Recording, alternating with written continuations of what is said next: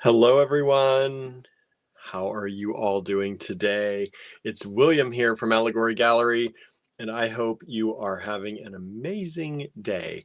It is cold here in Western Pennsylvania, here in lovely Ligonier. Um, we had like 30 some degrees, I think, is a high today. I don't actually know what the high got up to, but it was not. Let me see. Let's see. What did we do today? As my internet's not working over there. 38. 38 was our high, apparently.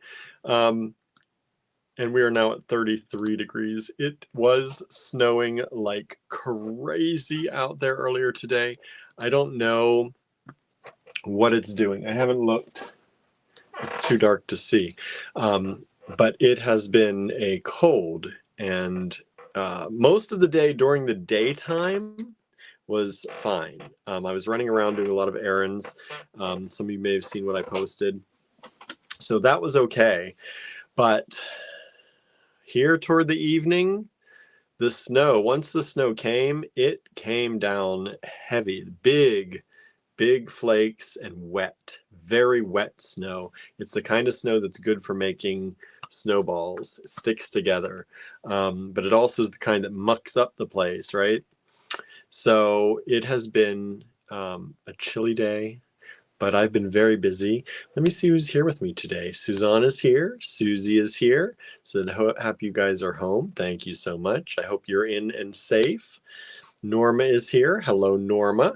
Thank you so much. I got your email. I have not had time to reply yet, but I talked with Andrew. So I will be replying to you soon. Suzanne says, cold for us here. I think I saw you were in the 40s, 50s today. So yeah, that's cold for y'all. Norma's 32 and snowing here right now. Yeah, we're supposed to get down to, I think our low is 30 today. It's currently 33. We're going to be 30 as a low. And overnight, we're going to get down to 29 now tonight. So, and then it pops back up, but not much. But Friday, Saturday, we have a winter storm warning starting. It started at about 1:30 today, and it's going to go until sometime Saturday. So I don't know. We're going to have to see how the roads are and how the snow is, whether we'll be open in Johnstown. We'll see. Because if it's crazy going over the mountain is one thing I've not done much in the snow yet. This is our first year being open, our first winter being open there. So I am not sure what's going to happen and how it's going to be. There may be some days that if it's too dangerous, because it is for us, it's quite an incline, that mountain that we go over. So it may be one of those things that we might be closed every once in a while throughout the winter. So we'll see. We'll see how it goes. Anyone on Instagram? No one on Instagram yet. Norma, yeah, 32 and snowing here right now. Amanda says, why is it snowing so far south and it's not snowing here? I don't know. I don't watch the weather patterns, so I don't know what's going on, but I heard this one was a coming. And it's supposed to be here through Saturday. And we're possibly going to get some really heavy winds as well. We got heavy winds yesterday, so hopefully the wind is over, but we'll see. Cheryl says, hi there. That storm caused so much havoc in Wisconsin. Glad you're home safe tonight. I'm getting some overtime in tonight, but I'm looking forward to a 3-day weekend. Nice. Glad you could spend a little time here with us. Yeah, so today was a busy day for me. I ran and got up this morning, and the first thing I did was, of course, feed the cats, all that stuff. But I ran to our local Agway to get a half a ton of wood pellets for my mom's pellet stove. And I packed those up in the van and drove them over to her house and unloaded them for her so that she would have pellets for the winter. And then our tax person is close to her, so I stopped over there to make a little pop in and talk with her. And then after that, I drove back home and picked up another half ton of wood pellets, loaded those into the van.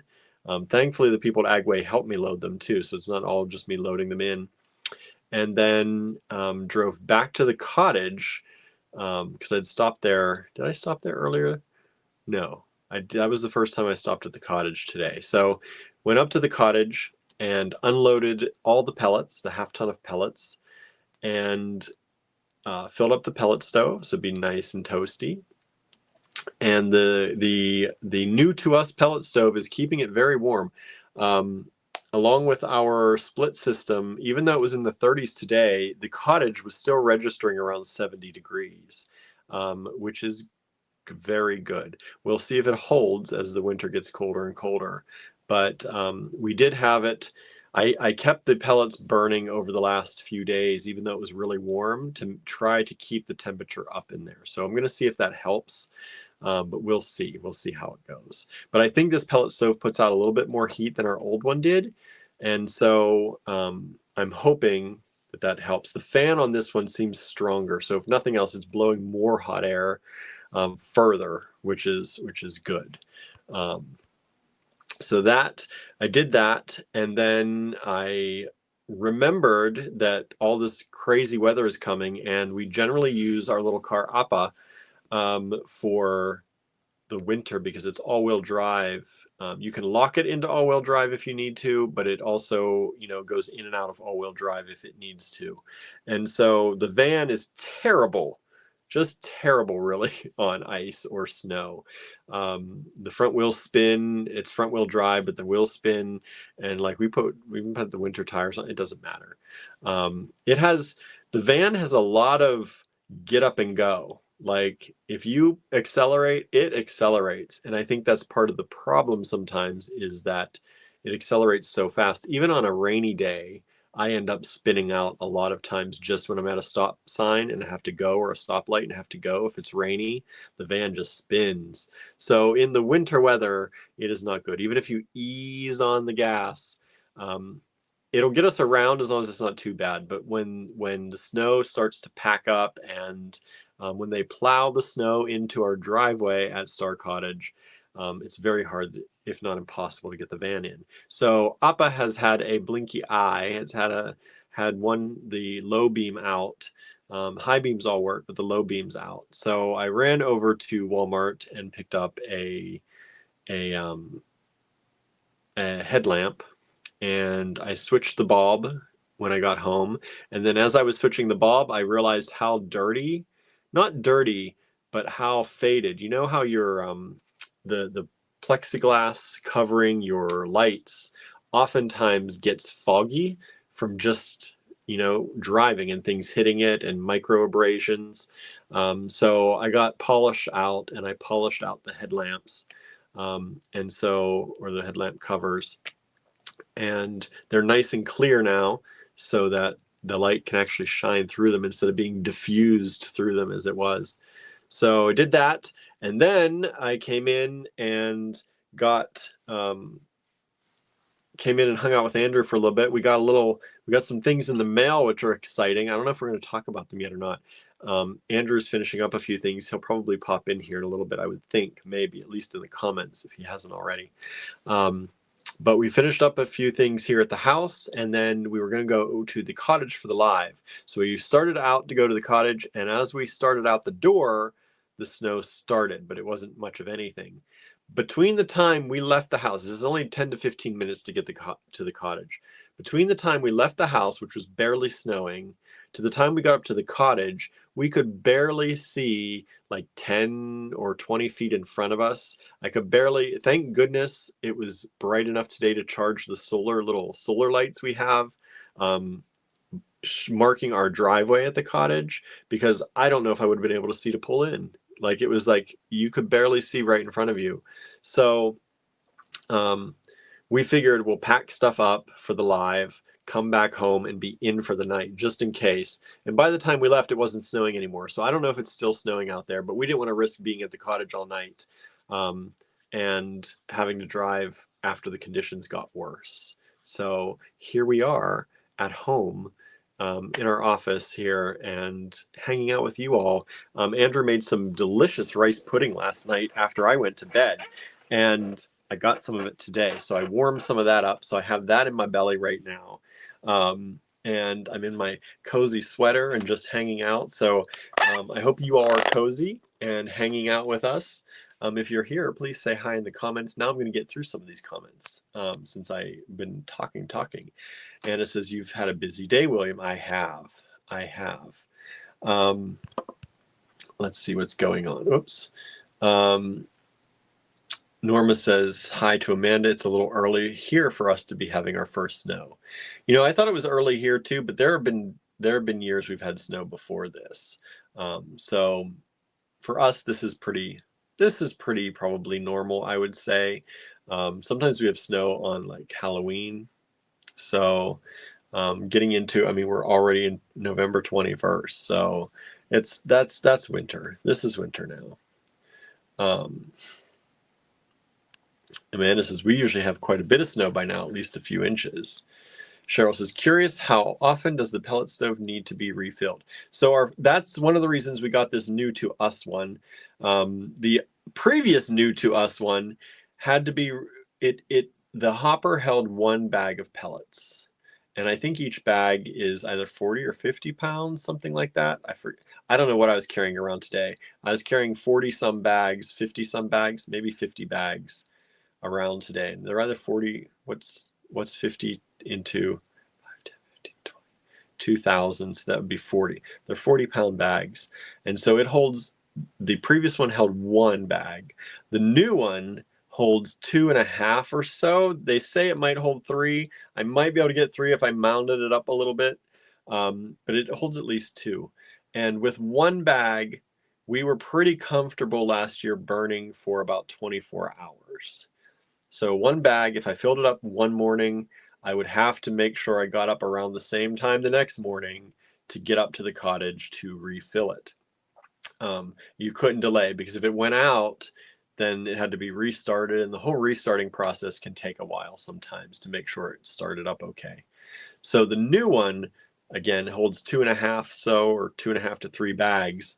And so that should, and has given us, one bag has given us a solid 24 hours since I've been using it. And I think it disperses the pellets a little bit slower than the previous one did. So it actually lasts a little bit longer. When I go up there after about 24 hours, there's a good bit left in there that could last probably a few more hours. So with 2 bags, I should get a good, at least solid 48 hours. And that was really good. That's one of the reasons my mom wanted to get this for us. Because she knows that sometimes we can't get into the cottage in bad weather, or if Andrew has the car, I can't get up there with the van. So this gives us some leeway in case we can't get up there every single day. Last winter, we were going up there every single day. Even if I had to pull the van off the side of the road and walk up to the cottage, I was doing that so we keep that pellet stove going. Because we have chemicals and things at the studio and technology and equipment that can't get below freezing. It's not good for a lot of stuff. So, and it does get cold in there pretty quick if we let it. So yeah, at our setting, it lasts 24 hours. I am on setting 2. There is setting 1, which would disperse them even slower. So it would go longer, probably much longer than 24 hours. But we're set on setting 2, and I get about 24 hours, a little over 24 hours now out of one bag. Hello, Vanessa. Thanks for joining us. Amanda says we had terrible visibility yesterday, but due to heavy fog. There was fog when I came home yesterday too. I was coming home from the class that I taught, and the fog over the mountain was dense, very, very dense. Nancy says very crisp here in Tampa Bay, Florida. Ooh, that's odd to be crisp there, right? Suzanne says you need some hot chocolate. That could be pretty good. I could go for some of that. I think we have some that Ren left. Vanessa's having lovely weather there. Nice. That's good. Norma says we had rain and fog yesterday here too. Yeah, it was rainy and foggy and super high winds yesterday. Anna says, better safe than sorry. I still need to get a bulb for my headlight. You better do that, Anna. Last time I had to replace the bulb on the car, it took me, I said 3 hours, I think the other day. I exaggerated a little bit, but it took me probably a good 2 hours to figure out how to replace the light, even though I watched YouTube. But now I knew how to do it, and it literally took me probably 5 minutes to replace the bulb this time. So I learned from last time, and so it was not a complicated process.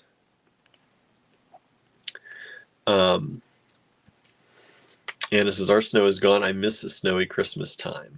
I like a snowy Christmas time too.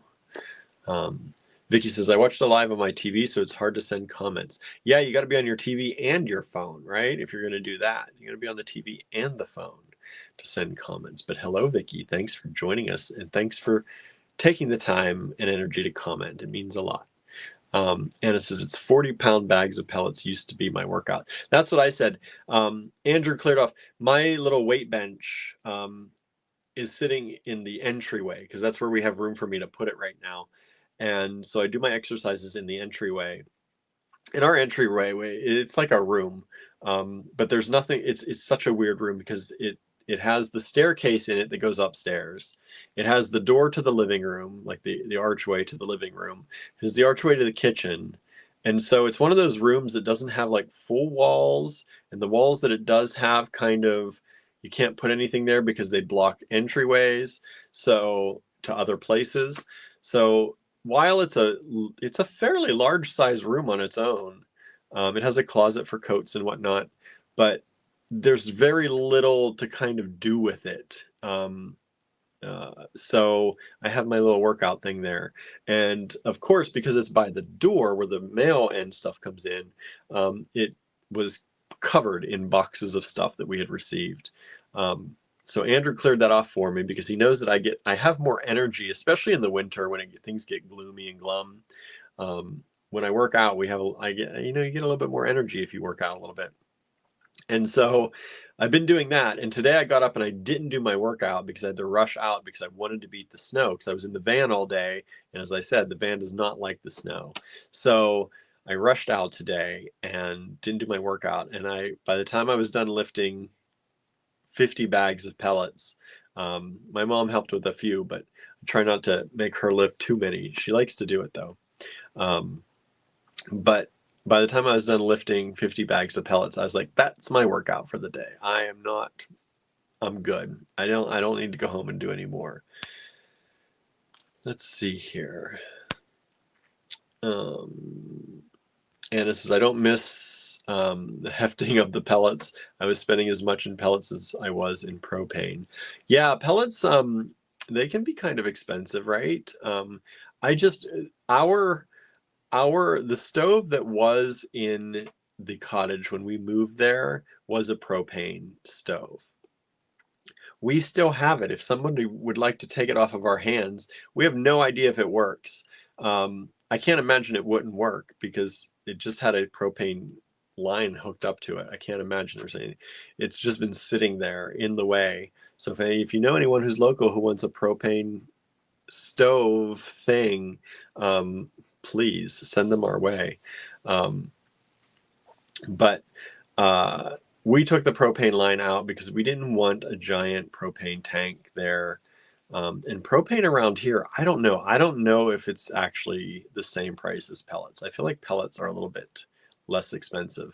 And usually my mom and we split the pellets, or she'll buy them, we'll buy them sometimes. And she usually helps us out with that because she needs them anyway.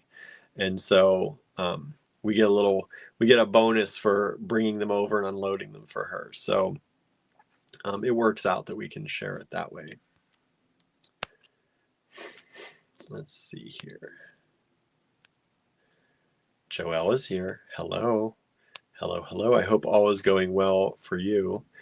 Oh, I just saw Andrew. No, we don't have any hot chocolate. Did you drink all the hot chocolate, Andrew? There was some down there. Vanessa, it's 60 here and I have the windows open and a nice breeze. It is not 60 here. It is 33, heading down to 29 tonight. No windows open here, but I like the first few days of winter. Like I like seeing the snow. I like the change. As winter goes on, once winter becomes work, then I don't like it so much. But I don't, it's still one of my more favorite seasons generally. And by that, I mean like third favorite. Summer's usually my fourth favorite season.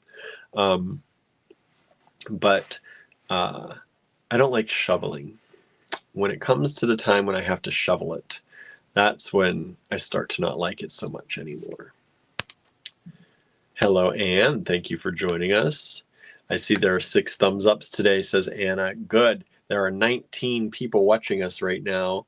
Oh, Charlie is there. Says, hello. Is it freezing there? It is. Charlie says, we had snow today, but it was too warm for it to stick. Our snow came tonight, and it is laying on the ground. I don't know if it's still there, but we had a coating of snow already. Yes, so we have 19 some people watching. If you're watching on YouTube, please, for a moment, reduce X out if you're in the app, X out the live comments and hit the thumbs up. Give us a thumbs up. Give us a share. Then you can put the live comments back and come back in and chat with us. If you're on Facebook, please hit the like button, hit the love button, react, get those reactions going. Make sure you follow us on Facebook or like whatever it lets you do. On Instagram, please also follow us and give us a heart. And on YouTube, of course, please subscribe. The more people who subscribe to us, the better chances we have at showing more people what we've got. We've got 2,000 some subscribers. We do not get 2,000 viewers during the lives. So let's get those numbers up. I would love to see more people hanging out with us. I love expanding the AG Bead fam and growing this so we get to know more people. I like when people hang out with us more often. We do these chatting sessions at the beginning of every live 5 days a week, just because we want to keep up with what's going on with all of you out there. And we want to, get to know you better. So please join in on the fun. Andrew says, beads and bulb replacements, one-stop shop. There you go, one-stop shop. There used to be a phone and gossip chair in the foyer. Yeah, that was the gossip chairs. You know what those are? They have 2 seats, and there's a phone, I think, in the middle, right? Andrew can correct me. There's 2 chairs side by side and a phone in the middle. And I think the chairs face opposite directions. And so you could sit in them and talk to each other, discuss things, or you could be on the phone. Gossip chair. Andrew says it was a wood stove originally, but converted to propane. I thought it was always propane. I thought when we looked those up, they were propane. Let's see here. Amanda asks, how do you heat your houses?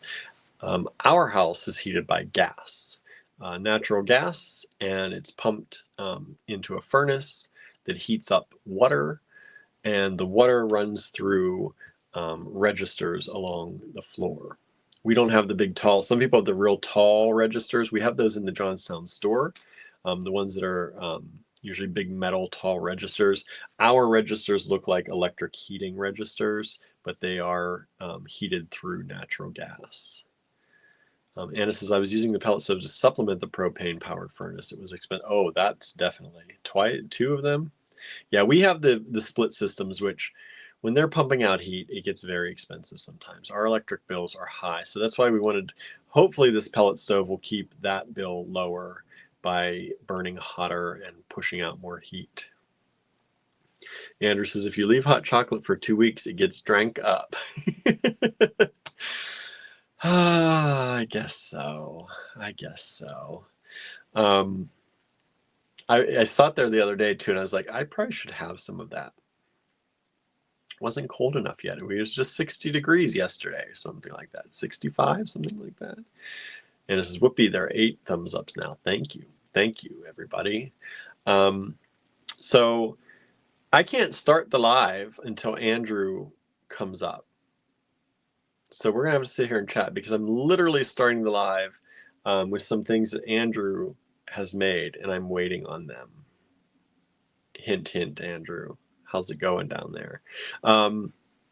he's working on some things, and I wanted to start the live because we talked about more of his polymer coming out, and I was going to start the live with them, and so I wanted to do that because yesterday we started the live with them, or he did, and then we showed them again in the end, and we got a few more people grabbing them again at the end. So I want to be able to show them both ways so y'all can see them, and then people who tune in later, you know, some people tune out before the end and some people tune in towards the end.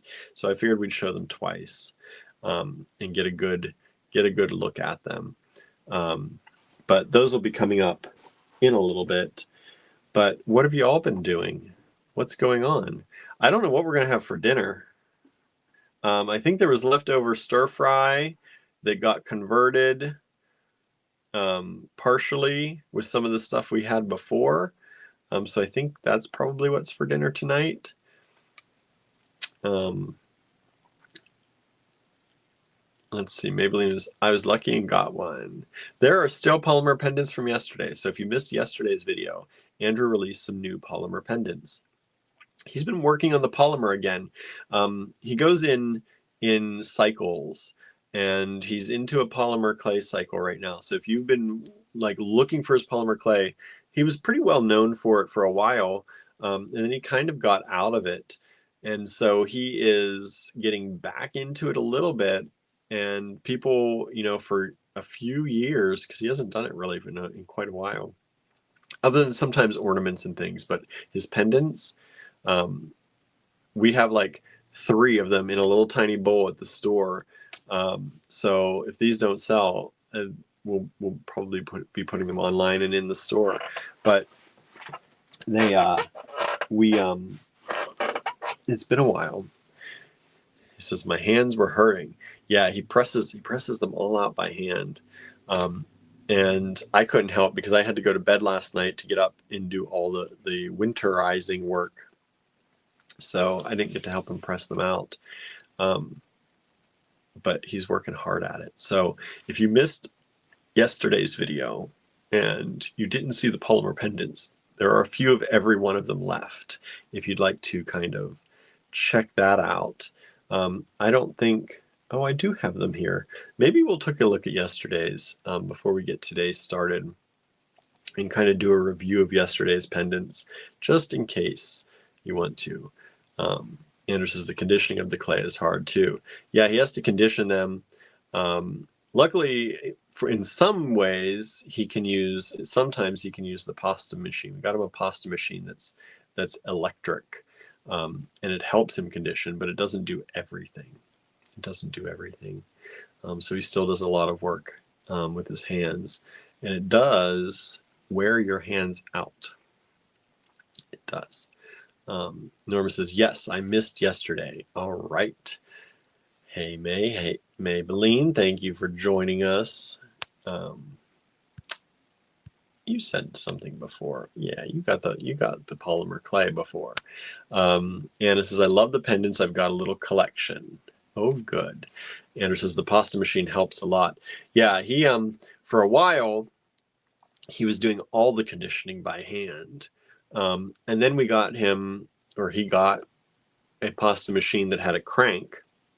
So he would crank it out, and that was better, but still a lot of work. It's like a lot of cranking the pasta, cranking the polymer clay, and then it was expensive. He had to convince me. And I don't know, we didn't have a lot of money. We never have a lot of money.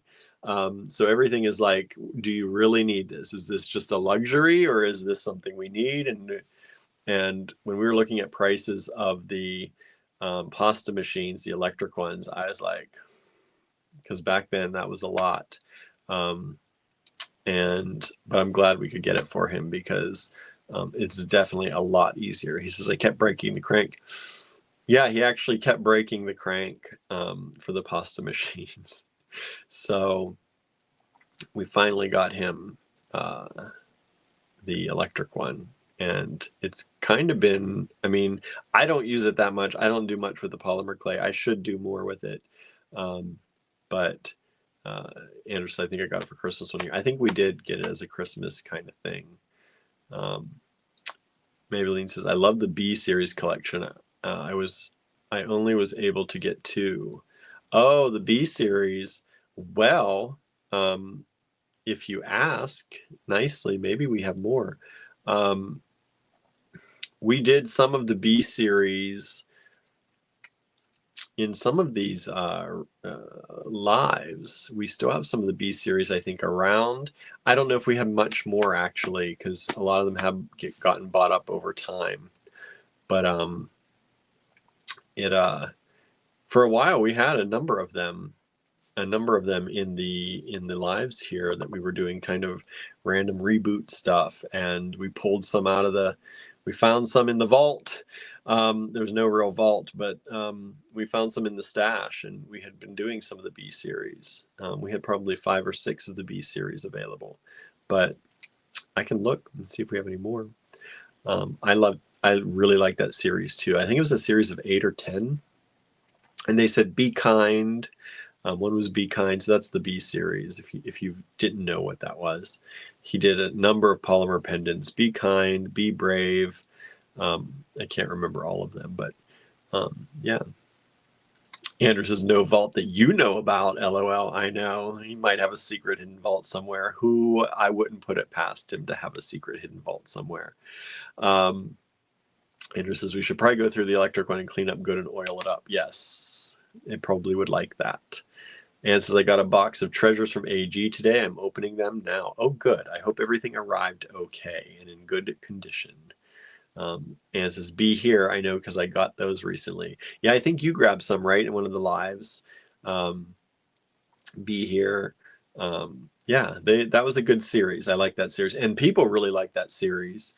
I think we sold them individually, and we also sold them in the entire collection. You could buy the whole set of them at once, if I remember correctly. And I think he did them during the winter, during a holiday thing, because we used to decorate the little tree at the store. We had a little mini tree, and we'd hang them as ornaments on the mini tree. Or maybe that was the next year if we had any left over. I can't remember. But yeah, it was a good series. Good series. And says, I think the B series was for a challenge. I don't know if that was a challenge. It could have been. I don't remember. I know we had like the Tribes challenge. We had the Tribes ones. The B series, maybe. It might have been. I don't remember. Maylene says, does the vault include the luster enamel pendants? I missed out on those. No, the luster pendants, they are done. They are done. We thought they were like, I honestly, at least I thought they were going to be a bigger thing than they were. But what ended up happening in some of those is we used some mica powders for some of those that we're not actually able to get anymore, or if we can, they're hard to find.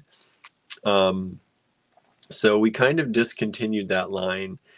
We might do something like that again, but the way we did it, we did them as kind of, we would design them, like on the fly. If you ordered them, we would make them for you. And that was difficult, to say the least, because you would be firing up the kiln. Like, we had to wait until we got enough that it made sense to do them. And then that held up some people's orders. And then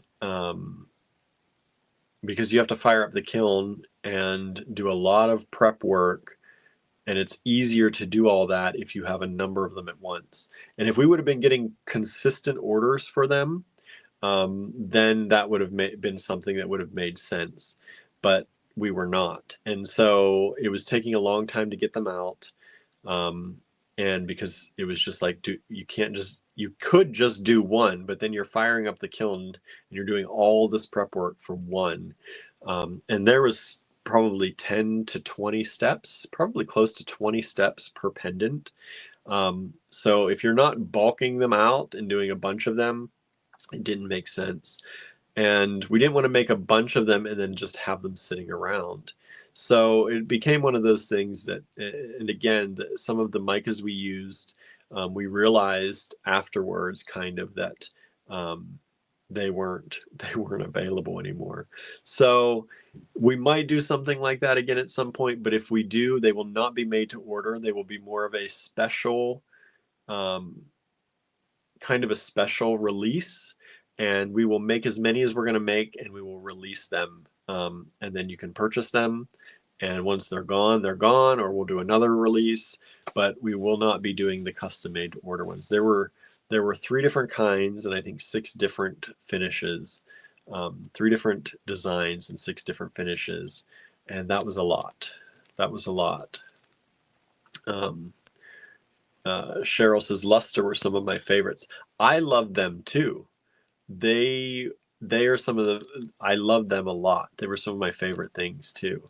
Andrew says I have a bag of prototypes. Yeah, we have a bag of prototypes of the Luster pendants somewhere. If somebody wants a prototype, maybe we'll consider selling those off.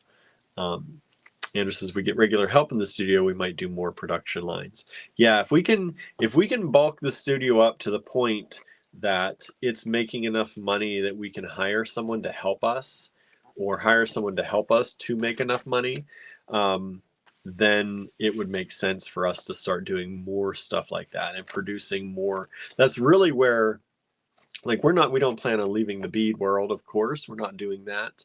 We love our beads, but we don't know what is going to happen in the next few years, because a lot of the things that we do supply are imported. So that's a big question as to what's going to happen to the prices of everything going around, especially in our hobby. So we are really trying to focus on getting the studio up and running so that we can convert to making our own things more full-time than we already do, to keep producing things in a way that's going to be cost effective for all of you out there.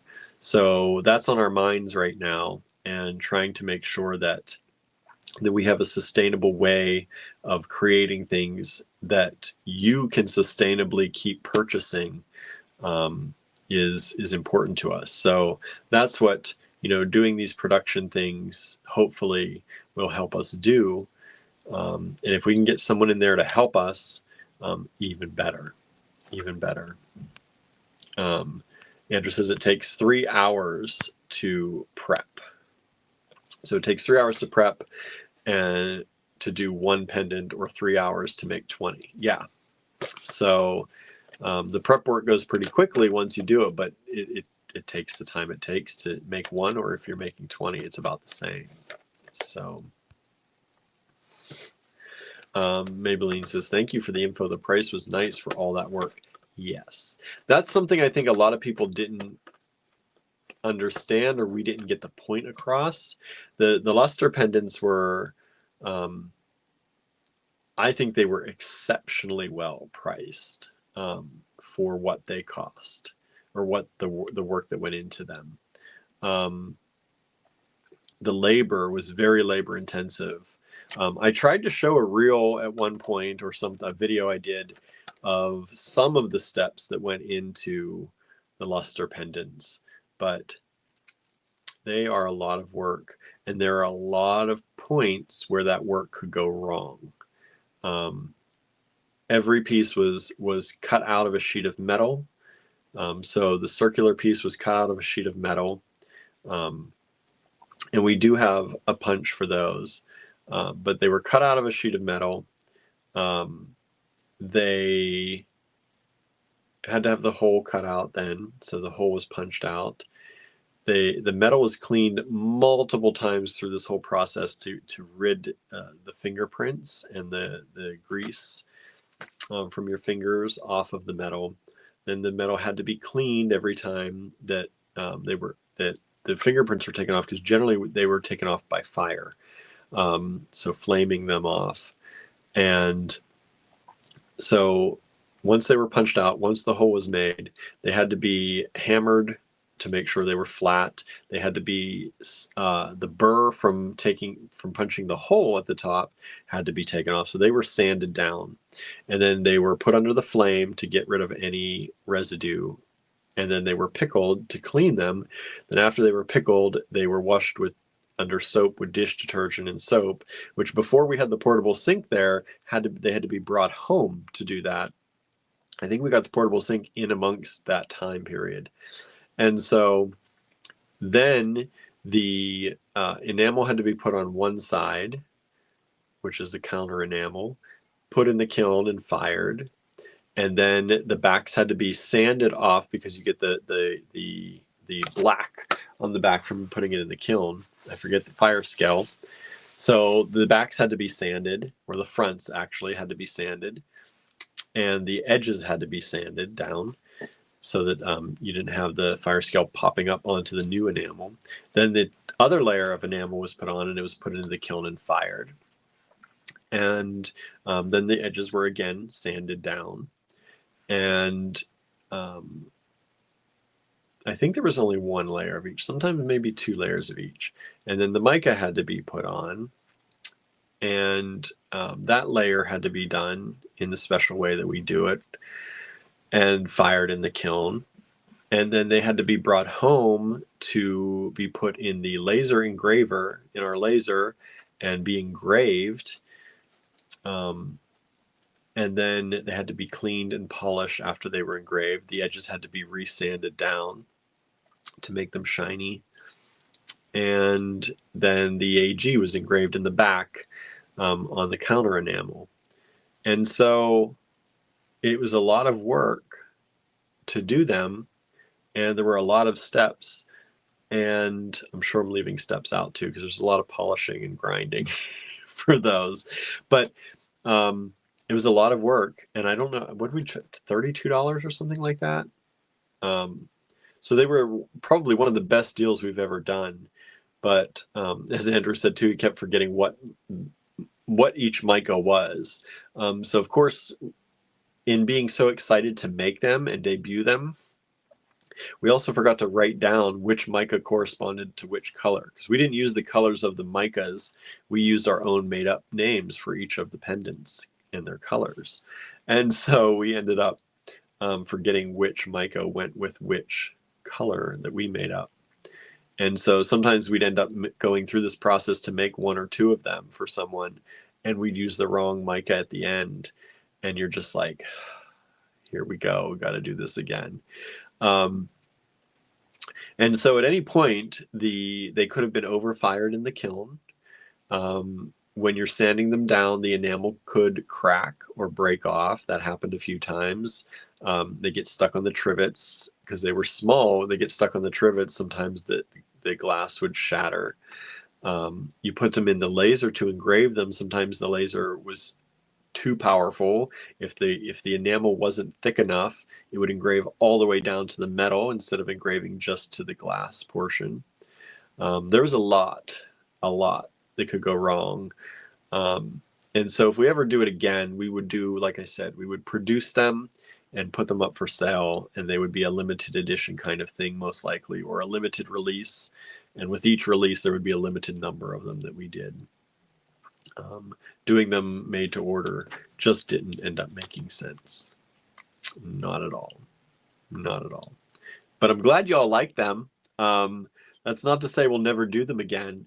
I would love to do them again, but we'll see.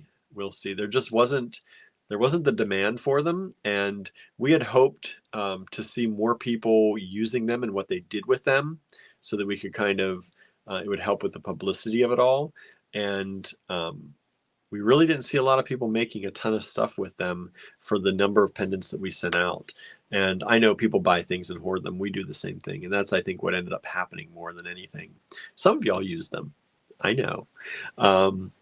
But it just wasn't the publicity that we thought we would have around them, because we really thought they were something very special. It was something that I don't think anyone produces anything like that. At least I've never seen it. And so they were really fun, and I like them a lot, but we'll see. Maybe we'll do them at some point again. Who knows? Who knows what will happen? But yeah, so that's the story of the luster pendants. And anyway, that's a long story. Wow. But thank you. I'm glad you like them. It all comes down to I'm glad you like them. Because they were fun to make. They just weren't fun to make one at a time. They were not, but I was super excited about them. And I wanted to keep doing them, but it was not something that made sense the way we were doing them. But you never know. They might come back in some form, maybe a new design. We'll see. Maybe, who knows? Um, Maybe when we'll get the mica that we can actually continue to get. Andrew said also finding designs that worked. Oh my goodness, yes. We went through a number of laser engraved designs that sometimes the design was too intricate, so the laser would just burn off pretty much all of the mica in certain areas. And that was the thing, is that you had to have a large enough portion of the mica surface to see, the specialness of it, to see the mica, to see the reflections and the colors and the sheen that it had. And if you used the wrong design, the laser would burn most of it off. And it was a no. So that didn't quite work either. We had some other designs that we had tried, and they were not working. Andrew says, stockpile the mica. Says, I found a source where I can buy it by the pound. That's nice. That's nice. I don't know if we need it by the pound unless we had a run on luster pendants, but as long as it's not too expensive, why not? It's good to have it. I would like to do more of the luster pendants, maybe in a slightly larger size. Maybe. Because I think you could do more designs if they were slightly bigger. But of course, because they are enamel and they are glass, that adds to the weight. They are copper and glass. So it ends up adding to the weight the bigger you make them. Maybelline says, I like the behind the scenes art process. I do too. And we showed a good bit of that process actually, but we didn't show all of it because it was something that we were only doing, right? It was something that we were only doing, and we didn't want to give away, the whole enchilada, right? We are very liberal and abundant in the things that we give away and the knowledge that we give away.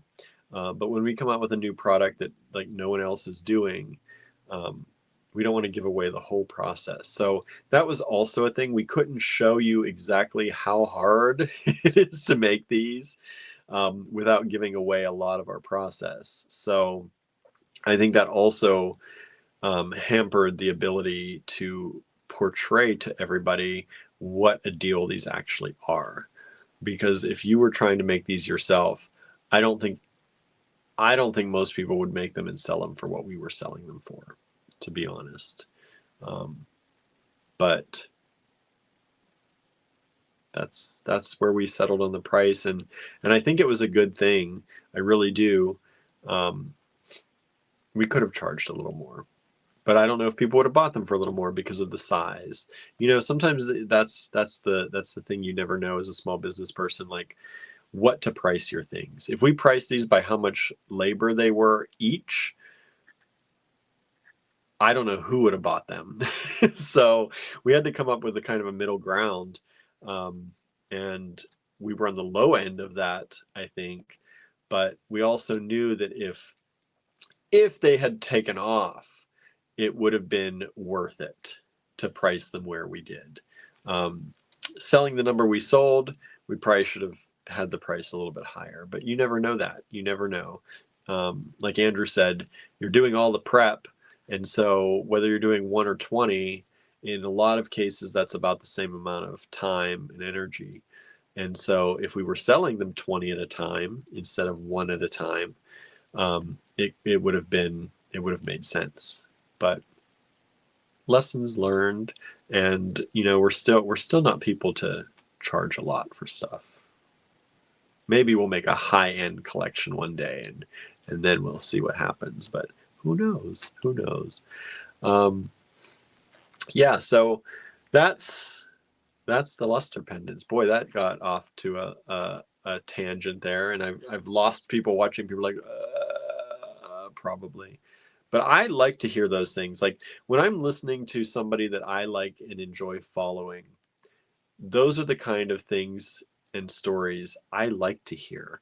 We were watching one of our friends, Sonia. Sonia and Matt, many of you know, have a place up in Erie. And it's Cauldron and Thorn, and they're a metaphysical shop. And they used to have Junk Monkey Paint. I'm good friends with them, love them to death. And I was watching them today. We watched their YouTube, just like you watch us. We watch them. We watch a lot of people.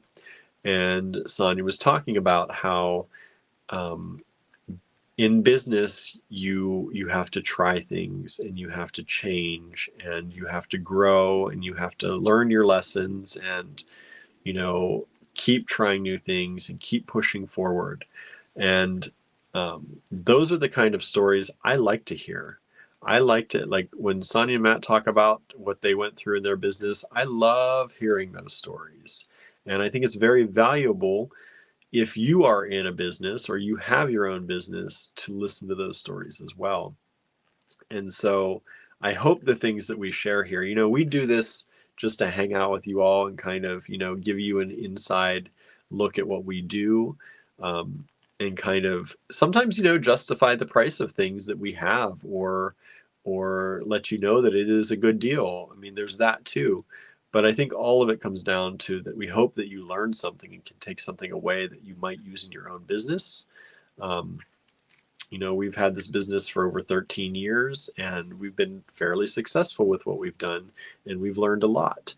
And so we keep learning, but we also are very, we spread that knowledge as much as we possibly can because I think that's very important. Small business people have to stick together. Makers, crafters, beaters, we all have to stick together and keep this hobby, keep this craft, keep these making sessions alive.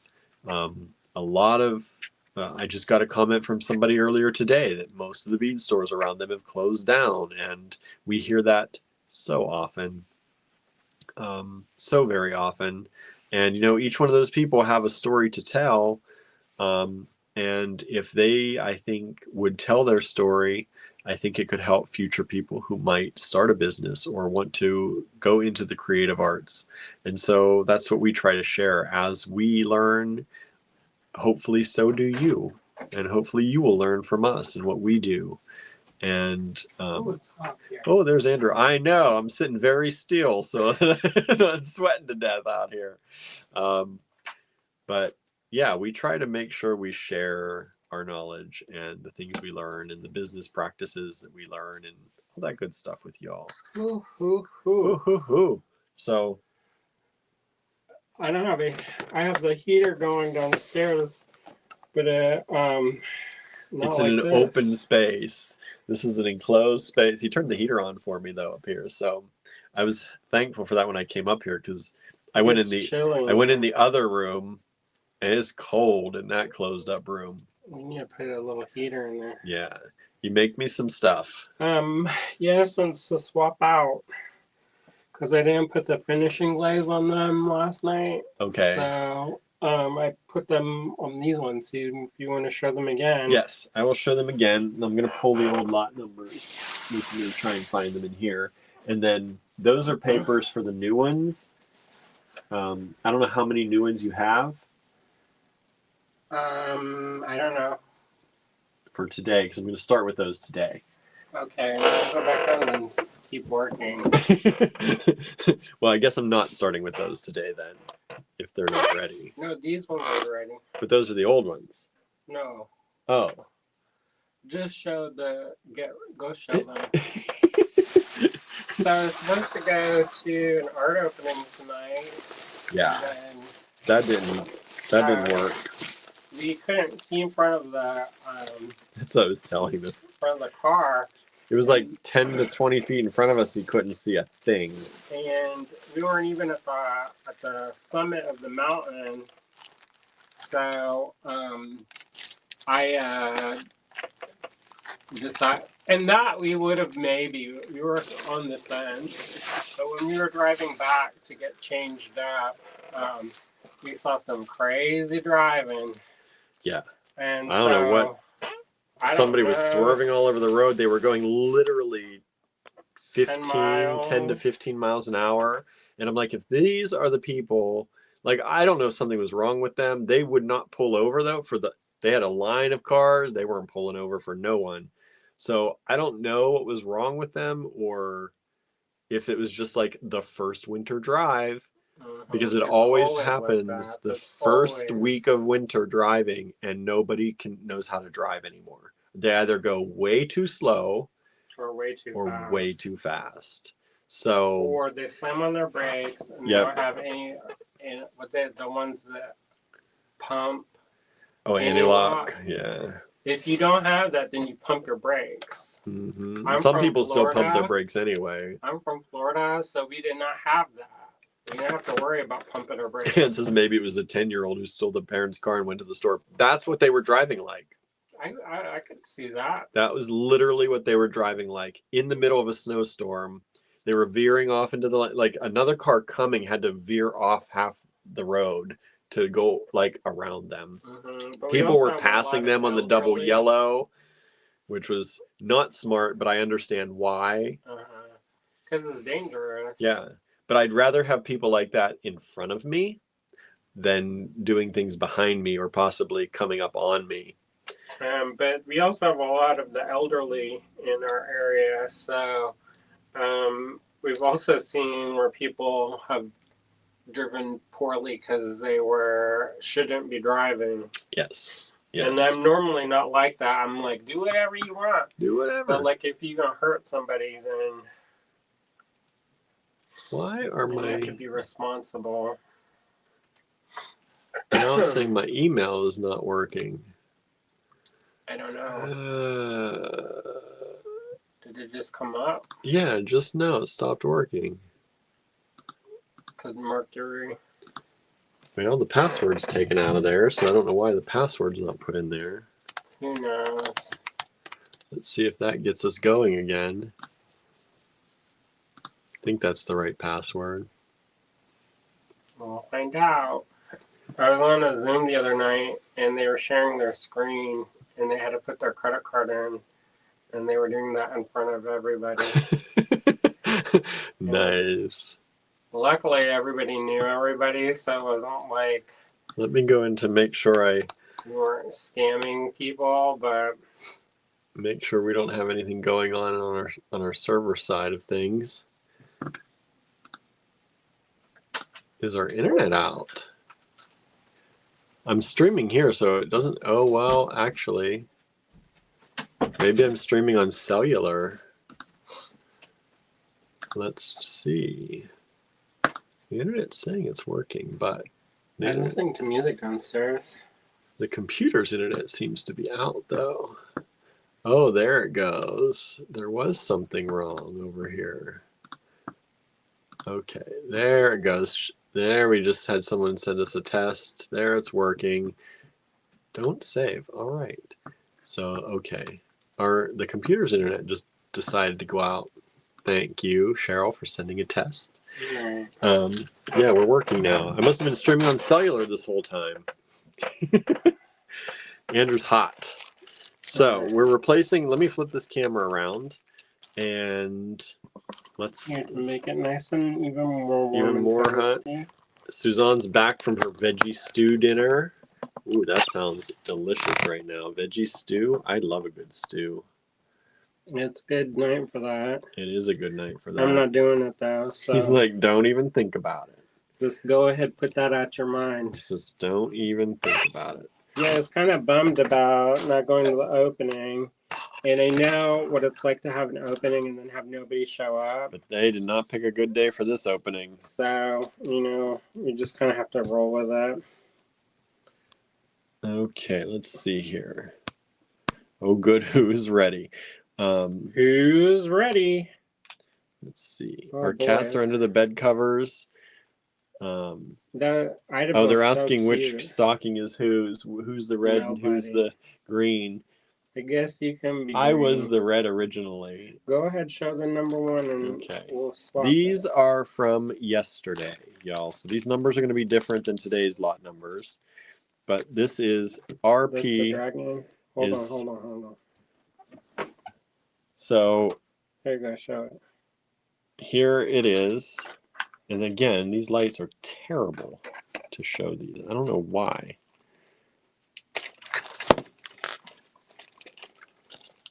There we go. So this is RP1. You can order these tonight if you'd like to. There's at least 4 of each of these, I think, available. So there they go. RP1, these are $8 each. And by the way, the prices on Andrew's pendants now are $10 each. So you are getting a discount, $8 each. I don't know how long I can keep doing that though. No, they're going to be up to 10. If these go into the online store, they're going to start at 10. I mean, some of my friends are like, "What are you doing?" And I'm like, He's well, undercutting everybody. They're going to get mad at you. I know. That could also be why I don't get invited to a bunch of stuff. Because you're selling your stuff too cheap. Susie is here. Hello, Susie. There's these selling groups, and we don't get invited to them. And I have this suspicion that it might be because we sell our stuff too cheap. I know. So there you go. That's RP1. If you'd like to claim that, send us an email. You know how to do it. Put RP1 in the subject line. Send it to info@allegorygallery.com. Thank you. We just got one of those. Thank you so much. Holy smokes, there's a Oh, we just got another one. Thank you so much. So RP2, you're talking about, he's so hot up here. Oh, usually you like the heat. I know, but it's getting where I was wondering if we're going to talk about this. I said we got some stuff in the mail today. Feeling uncomfortable.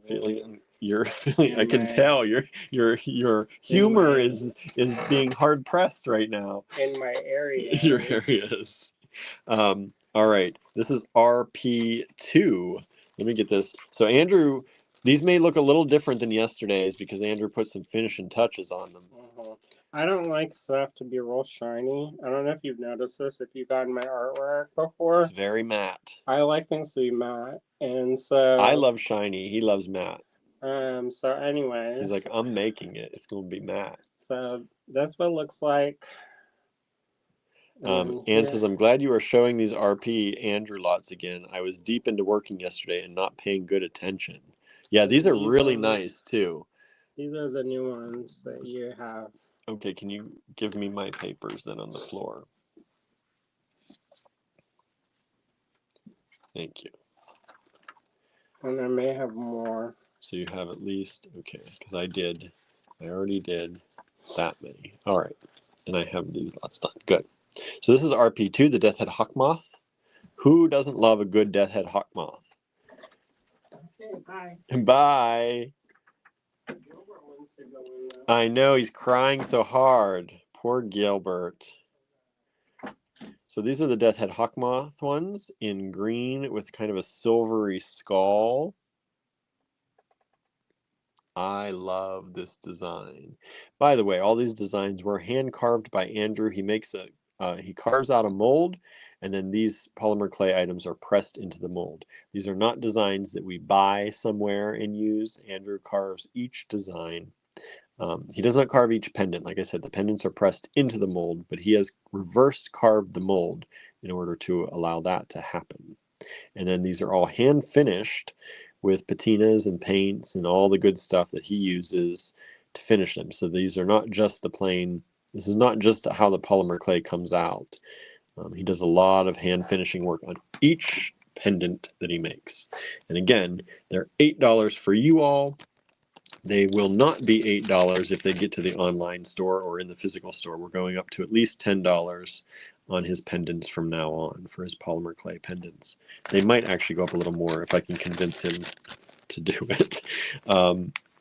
Convincing him to charge more is sometimes not easy, but we got him up to 10. Got him up to 10 this year. Andrew says, I'm thinking of doing some designs using antique molds, but these are all mine. Yeah, for now, these are all his. He's looking at some antique stuff, antique molds, antique things. We've sold another RP1. Thank you so much. And we've sold an RP2. Thank you so much.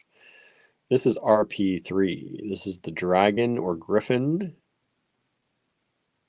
It's a green polymer clay, but it has this bronzy gold finish. And again, these are all the ones from yesterday, but if you missed yesterday's show, we're giving you a showing of them again.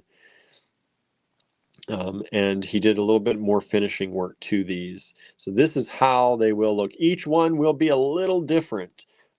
He works to make them as similar as he can, but because of the nature of the hand finishing, each one will be a little bit different. But this is generally what you will receive. Each one is hand pressed anyway, so they all start out a little different anyway. And with his fingerprints in the back, of course. RP3, $8 for you all. This was 6 of them available. That was 6 as of yesterday. I don't know what the new counts are, but I think we have at least 4 of each. RP1 we may be getting very low on. Unless he makes more. RP4. This is such a nice one. And I like how it's come out now, completely finished. This is like flowers, stars, and little. It reminds me of like a wind blowing through the stars and the flowers. They're all signed and dated on the back by Andrew. This is RP4. And just in general, these are about 1.25 inches or so. About 1.25 inches. And they're all pretty generally, what is that? About 1/8 of an inch thick, somewhere in there. He does all the pressing of these, so they're often very similar pressed out. He rolls out little balls and presses them in. And is this the one in the Christmas kit? I don't have one. Andrew, is this the one in the Christmas kit? We'll see if he can answer that. I don't remember. I just packed up some of those too, and I don't remember. I'm trying to think. It's not the same color, if it is, but I don't actually remember if this is the design in the Christmas kit. I thought it was different, but I could be wrong. And I took no pictures of it. Andrew says no, it is not. I know it's definitely not the same color, but he says it's not the same design, not the one in the Christmas kit. But this would look very good for Christmas. As I was saying yesterday, this is like a poinsettia, is what that reminds me of. Andrew said there's one by the door on the floor. Okay, let me go look, because I thought I took them all, but I must have missed the one. Let's look.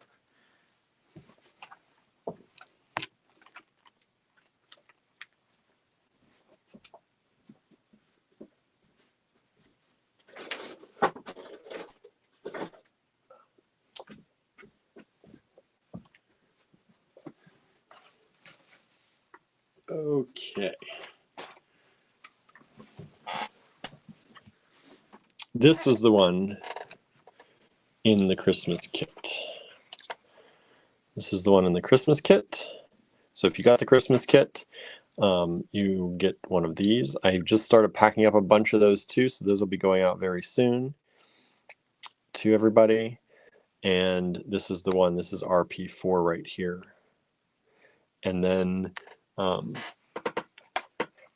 Cheryl's talking about the autumn leaves, the changing leaves kit.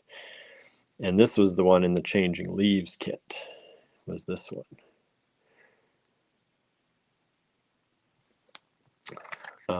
I think there are still some of those kits too. So if you're interested in the changing leaves kit, let me flip this so you don't get confused. The changing leaves kit with some beautiful strands of check glass. I think I have one here. I don't know if I have all the strands here, but you got this pendant, and then you got at least these. I don't know if there were more. You got this in there, and you got this in there, and you got this in there, and you got this in there, and you got this. I think that's what you got. I don't know if there was more. I think it was $22 for the kit, which is a really good deal. So you got all of that. Changing leaves, if you want to request that, you can send me an email. It's 22, and if I have more, I'll check tomorrow. As long as I can get up to the cottage, we'll see what the weather's like. And I'll check tomorrow and see if we have more of those. Cheryl says that looks correct. Good. I wasn't sure if I was missing a strand or not. And then this is the I definitely don't have the winter kits here, the Christmas kits, or antique Christmas, I think you call it, or vintage Christmas. Antique Christmas or vintage Christmas. But they were silvery colors. You'll see a little bit of silvery in this. So those, I think I still have a few of those available as well. And this is RP4 if anyone is interested. We've sold one of these again tonight so far. Again, these are ones that we sold yesterday. But if you missed yesterday's show or wanted to see them how they're going to be completely finished, these are them. RP4. Now what I do with the bag.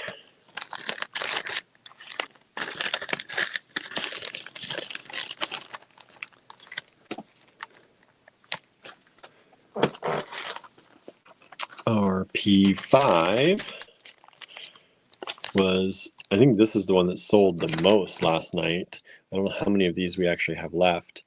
RP5 is this leaf. And like I said, I think that's the one that sold the most last night. So if you do want an RP5, get your email in quick because there aren't as many of these left as the others. This is just a beautiful leaf in the green and bronzy colors. It's just so beautiful. Signed and dated by Andrew on the back. RP5. This one's, I think, a little bit bigger. This one's close to 1.5 inches. I don't know if all of them, I'm guessing they are because this is how big the impression is. So that one's about 1/4 inch or so bigger than the others, generally.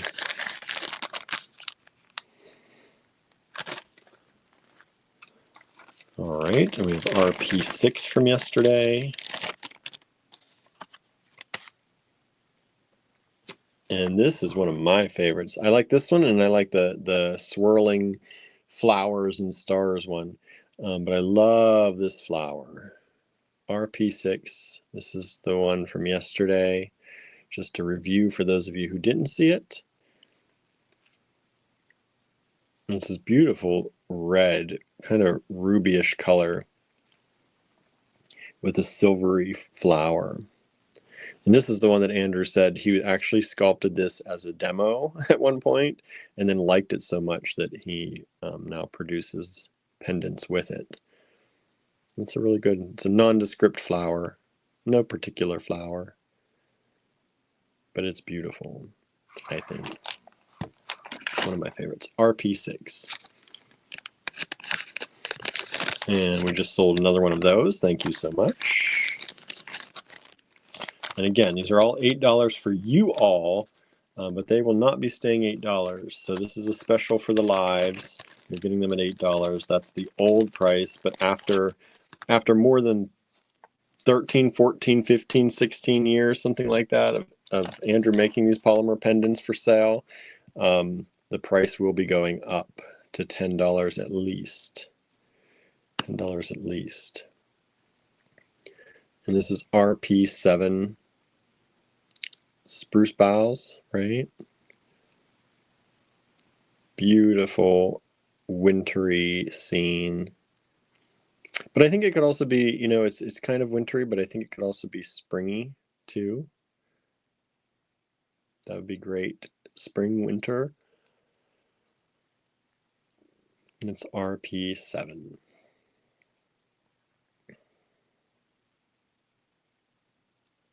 All right, and this one's about 1 3/8 inches or so. Kind of in the middle. RP7.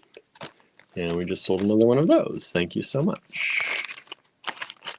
Again, we sold some of these yesterday. I don't know how many of each we have left, but I will, if you've claimed any, I will let you know, as always, when I send out the spreadsheets. All right. Now, today's lots are going to start with MA. MA. I should have started with the other ones, but I didn't. I don't know why. So we're doing MAs today. And if you'd like to purchase from this video, take down each lot number, send it to us in an email at info@allegorygallery.com. I don't know if it helps if I stream that at the bottom. It doesn't seem like people look at that because we always get, how do I claim, when it's already streaming at the bottom of the screen. Maybe it's too small. I know it's definitely too small, like on Instagram probably, but I'll put it down there anyway. Anna says, love this one, not sure I'll be able to let it go. Well, you know what the solution to that is, right, Anna? You buy two. You buy two, and then you can let one go. That's how it works, right? That's how I think it should work anyway. All right, so MA1. MA1, Anna says LOL, right? MA1 is this bird. This little bird on a branch. Sonia, there's Sonia. Did someone say cozy? I'm here for it. We were just talking about you today, Sonia. We were listening to your YouTube video today in the car, and we were talking about how you were talking about your small businesses and the challenges we all face and all that. So thanks for popping in here. Sonia says, hey friends, you guys getting much snow? We had crazy snow. Sorry, we had crazy snow for a while. Of course, when we decided to leave the house and venture up to the cottage, we had crazy snow. And then it kind of died off, but I'm behind closed curtains now, so I have no idea what it's doing outside. Probably rather not know. How are you all up there? Getting that lake effect happening? What's going on? Or you're probably maybe not getting much. You're pretty close to the lake. MA1, Andrew didn't tell me how many of these we have, and we have just sold, sorry, 2, 3, 4, 5. We've just sold 5 of these. We've just sold 5 of these. So I don't know how many Andrew made, but we need at least 5 of these, Andrew, if you're watching. He usually watches. He was commenting. I need to take a drink. Sorry, everybody.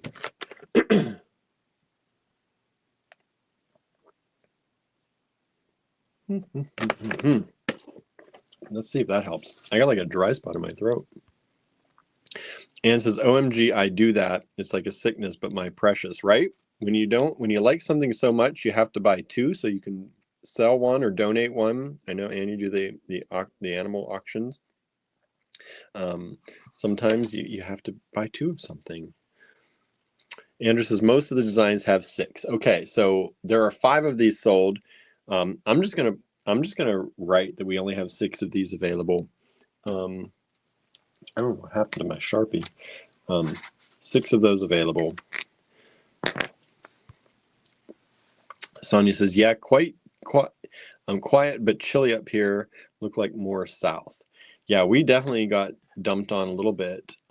Not too bad, but it was big. Those big flakes, the big flakes with the wet big flakes. Good snow. I said good snowball weather though. Not that Andrew and I are going to run around and throw snowballs at each other, because that's just not fun times anymore. Anne says, or hoard too, ha ha ha, just to be safe, right? Yeah, hoard them all. It's all right. Why not? Why not? Yeah, so if y'all don't follow Sonia over there, please make sure you do. She's doing a 30-day art, like for herself to get herself back into creating again. She's doing a 30-day art project every day for 30 days, and I can't wait to see what all she comes up with.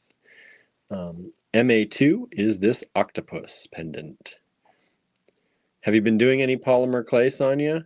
Sonia came and learned a little from us, from Andrew. Let's be real. was not from me. Um, but interested to see if you come up with anything like that. MA2 is the octopus, signed and dated by Andrew in the back. This is kind of silvery, more silvery, a little bit of, looks like a little bit of kind of green tones with silver, like kind of an old coin kind of look, which I think is kind of cool. MA2, there are 6 of those available. Norma says, oh, I love the octopus, right? Right? I also have a little octopus charm coming up in today's other lots, so keep that in mind. I don't know if you got one of those before, Norma. I think these are I think I have a few from before. I think we've shown them before. Sometimes we get things and I think we show them, and sometimes we don't. So we'll have more octopuses coming up. This is MA2. 6 of them total available. We've sold 1 so far, so get in on that if you want any of the octopuses. 1, 2, 3, 4, 5. Okay. Oops, I don't have bags for these. I love octopuses. They are so stinking smart. They're like otherworldly. I just love them. The more I learn about them, the more I love them too. All right, next up, talking about some sea life. We got a mermaid. We got the mermaid. Look at that. Andrew was talking about how detailed the face is for being this small. It is amazingly well done for being that size. Sonia says, such a great time getting front row seat that day. Andrew is really a master at making these. Couldn't believe it. Brilliant brain. And says, and the kitties were there to support us. That's for sure. Always got the kitties for support, right? Now this one is a little bit bigger, I think. Yeah, this one's going over 1.5 inches. But that's because of all the detail in that mermaid. But the nice thing about polymer clay is no matter the size, these are still very light. These are not going to, like, that could probably still even be an earring. Even though it's larger, it's super duper light. I don't even know. Oh, my gram scale is here. Let's see.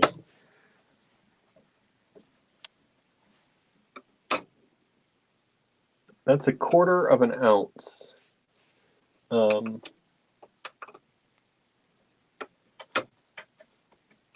110 grams, if that makes sense, anyone. 1/4 ounce or 110 grams.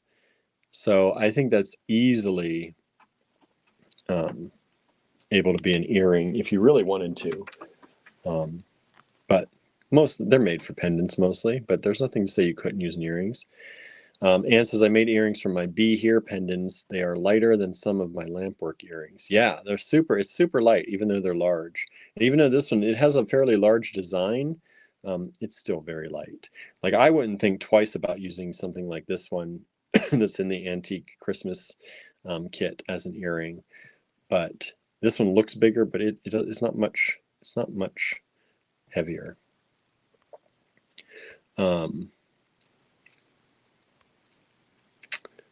Let's see here. Sonia says, I wear my Pegasus he made pretty much daily on a black choker. I love it because it's so light on my high neck. Yeah, it's super light, right?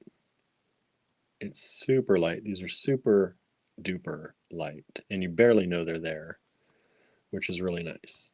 Dominion says, luckily the commercial farming for octopuses is being opposed pretty well. Some states have outlawed it. Yep. Because they're realizing how smart they are, right? How intelligent. If they'd realize that about more animals, that'd be nice. Nope, wrong number. MA4. This is the last of the new ones for now. Andrew's working on some more down there if he gets them finished before I end the live, which is possible because you know how long we go. We go forever. Which is all good because we love hanging out with each other, right? This is MA4, $8 only. These will be going up to $10 at least, $10 to $12, I'm going to say, in the online store once we put them up. because Andrew really does undercharge for his polymer clay. And when we look at other polymer clay artists who are doing things, really they deserve to go up. So you're getting like the last 16 years price, and then the new price is going to be coming up soon. All right.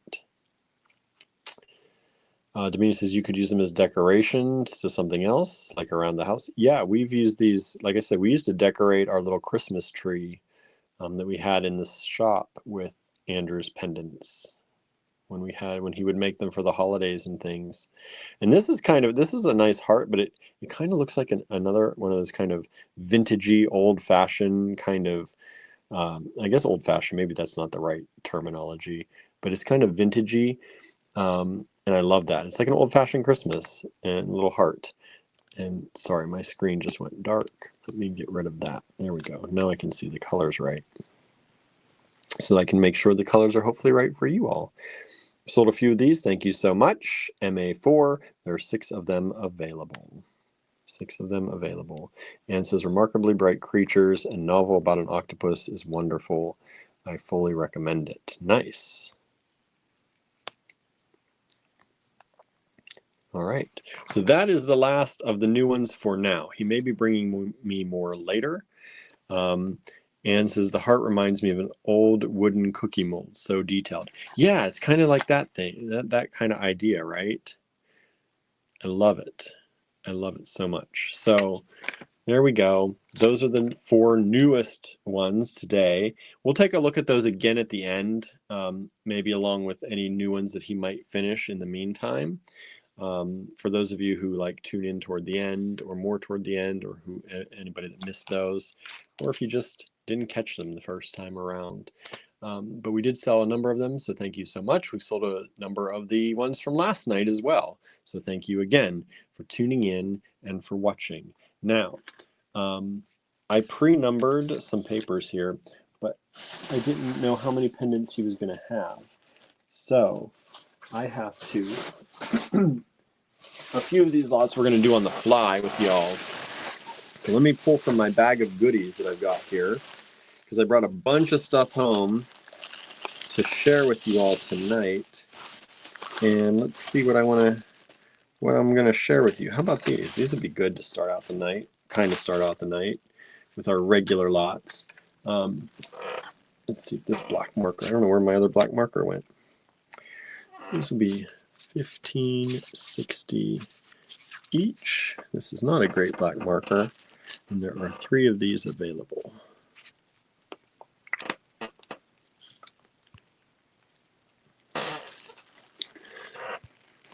Okay. All right. So this is going to be MA5. MA5. Oops. No, I'm right. Thought I was one short, but I'm not. So this is a bronze pendant, which is a Medusa head.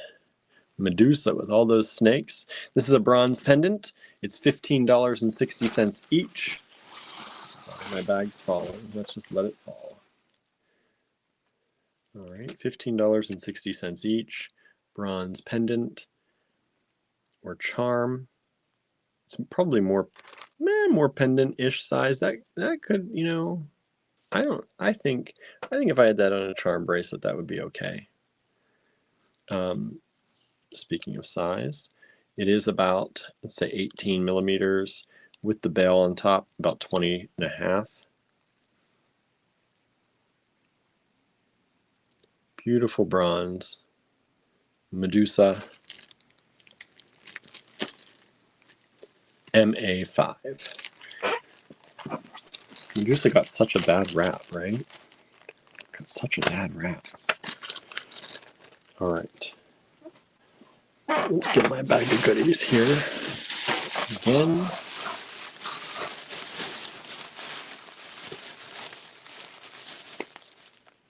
What did I bring? I didn't even remember bringing that one.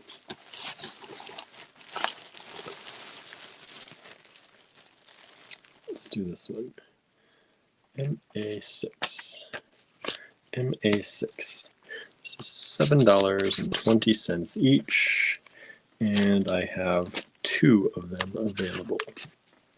It's going to be another little bronzy charm. Let me get one out here. It's a multiple bag situation. These are packed in. They're all packed individually so they don't scratch or scuff each other up. It's a tiny bronze hummingbird charm. Beautifully detailed.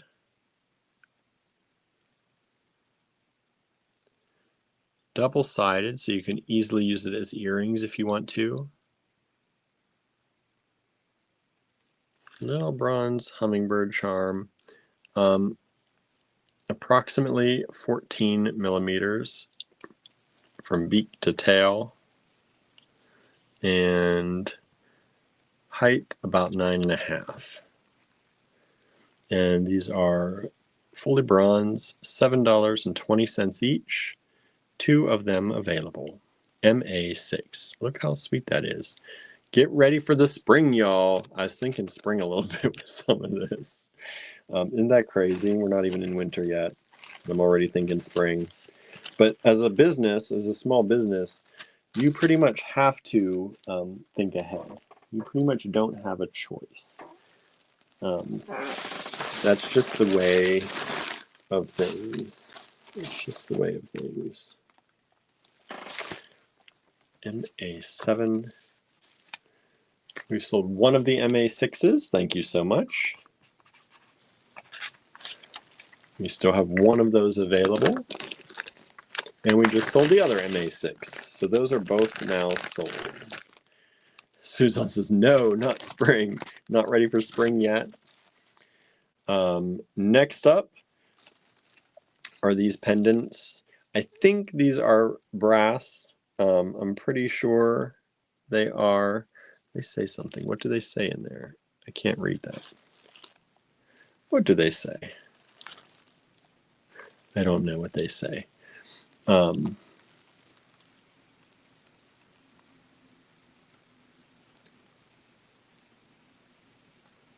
don't know what that says. But anyway, these are 2 pendants. They are 9.1 by 55 millimeters. And they're $4 each, and there are 2 of them available. They are light enough for earrings. They're hollowed out, as you can see in the back. But they are $4 each, MA7. I think they're super cool. Like a totem, kind of. I just think they're really cool. They've got little crosses in there. And the holes, you can see, go that way. So you might want to jump ring in there to make them work.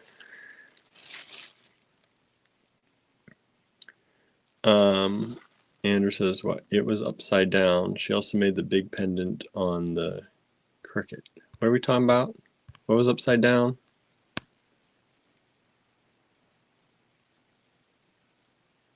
I don't know what you're talking about, Andrew. What'd I miss? What'd I do?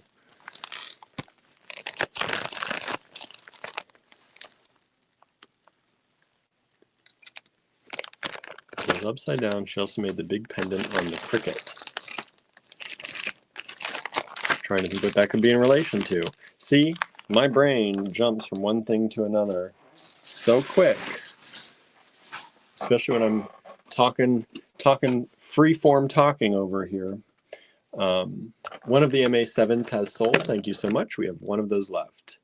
Oh, the name on the back of the pieces. Okay. Oh, and the actual physical pendant on the cricket. I was like, what was made on the cricket? No, it was made and now it's placed on top of the cricket. Okay.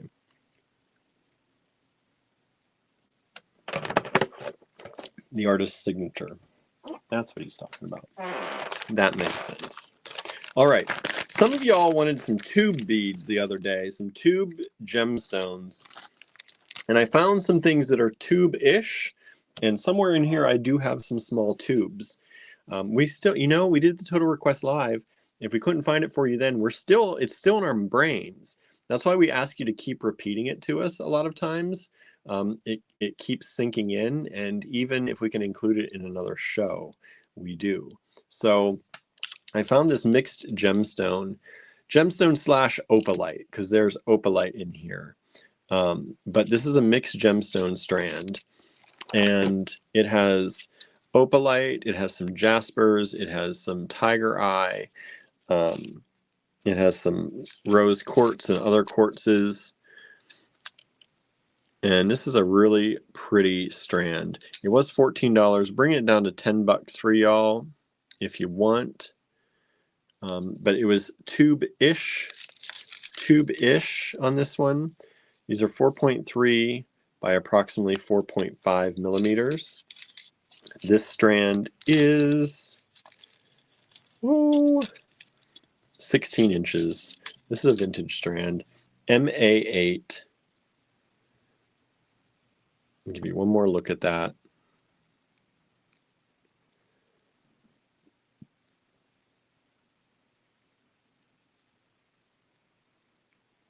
And there it is. Beautiful strand. One strand available. MA8 was 14, bringing it down to 12 for y'all. Just a deal because y'all wanted 2 beads, and that's as tubey as, well, not as tubey as I can get tonight because I got more.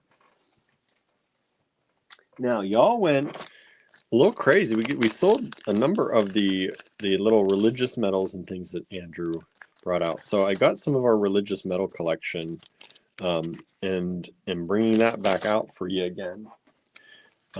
Thinking maybe some people are ready to see these again. So this is MA9. It's a lot of 3 crucifixes. And this is the first one.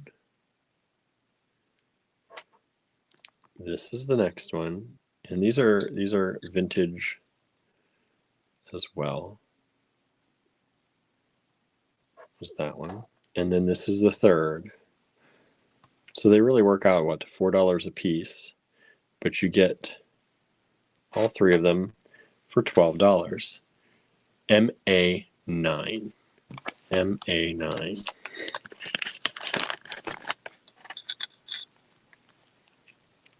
One more look at those. And back in their little bag. Oh no. Where'd you go? There. MA9. I feel like I'm starting to have an allergic reaction to something. My upper lip feels like it might be swelling. Sometimes that happens. So when I flip the camera around tonight, if my upper lip looks like I've had an injection, that's just don't mind me. Don't mind me. All right, here is another set of these religious medals. This one, you have this cross.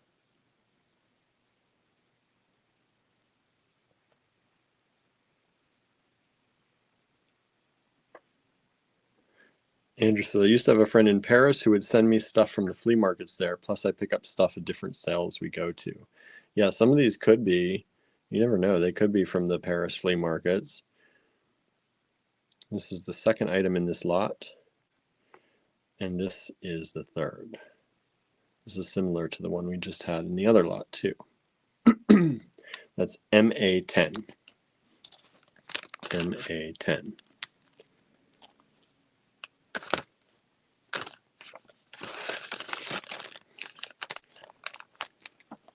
And then MA11.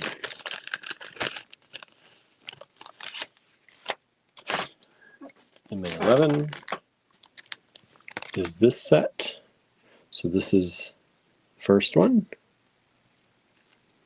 Dominion says maybe you should keep an EpiPen around. It's never that bad. It's never bad enough that I need an EpiPen.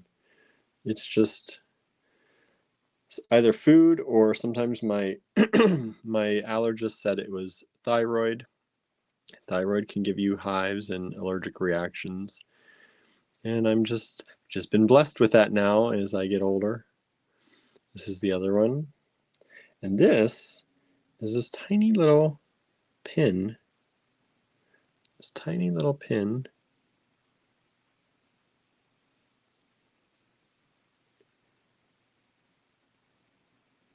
What does it say? PNA 1880. Gotta blow it up on my camera here. Dale's just tuning in. Dale, you missed Andrew's new polymer, but we're going to we're going to show it again at the end if you're able to hang around. You said you're at work now, so I know you can't always hang out. We're doing some religious metals right now because people were grabbing those yesterday, so I wanted to bring some more in. But so far, nobody's grabbing them today. So I was, I think, wrong in thinking people wanted to see these again. So we just have a few more. I think this is the last one. So you have this one. Our Lady Fatima, right? Fatima. Queen of the Rosary. I'm not a religious person, so for me, I don't know all of these. Oh, and this is probably Polish National Alliance. Nice. PNA. That little pin from the last one. Thank you. And we have this one.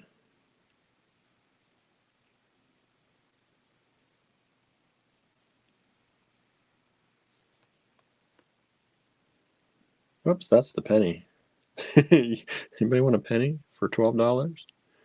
I'll sell you all the pennies you want for $12. Happy to do that. So that's the last set of those I'm going to show tonight. Glad I didn't pick too many of those because that was a bust. Oh well, that happens sometimes, right? I just thought people were jazzed up about it after last night. Oh, I lied. There's one more. I lied. One more. MA13. Are these? This one?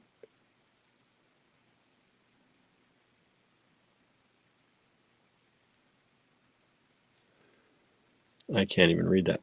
It's getting so small. I'm sure a lot of you might already know what that means. Mary conceived without sin. Pray for us who have recourse to thee. I think that's what it says.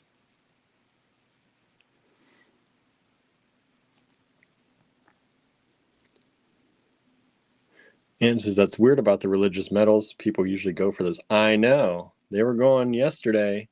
Well, MA12 just sold, so that's good. Thank you so much. That makes me feel better that I pulled all these out. At least one lot sold. At least one lot sold. And this is the other one. So there they are. MA13 is that one. And this is when people are looking for certain items, they really are happy to find them, though. Yes, it is true. We try to do that for y'all. We try to find you the things you're looking for. All right, next up, starting with some gemstones here. Whoops, I forgot there was a half strand in this bag with this full strand. I'm not selling the half strand, sorry. All right, I have to find those beads because this is an expensive little strand. Oh, they both went to about the same spot. Nice. How convenient. This is a dyed chalcedony, but it's dyed this beautiful hot pink kind of color. And dyed chalcedony can be very expensive. You know, you wouldn't think a dyed stone, but it's like the price goes up when they dye the chalcedony. especially when it's dyed well. Like this is very, very well dyed. It's a nice, good, thick color. I don't know. It's color's not thick, but you know what I mean. Maybe it's very saturated. This is an 8-inch strand on tassels, nonetheless. So you know that means it's expensive. But really, these are graduated too. So they're graduated from 8.5 to about 12.5. Anna says it takes dye really well, right? It does. And it still has that beautiful glow you get with a chalcedony, which I love. So it's a very pretty one. This was a $36 strand, dropping it down to $32 for y'all if anybody wants that. MA14. Oh, we sold MA13 as well. Thank you so much. There's another one of those religious metals. MA14 was $36, now $32. Look how luscious that is. And it's so bright. It's so much fun. And these are faceted, they're not faceted rounds, faceted coins. That's the word I'm looking for, faceted coins. Faceted coins. MA14.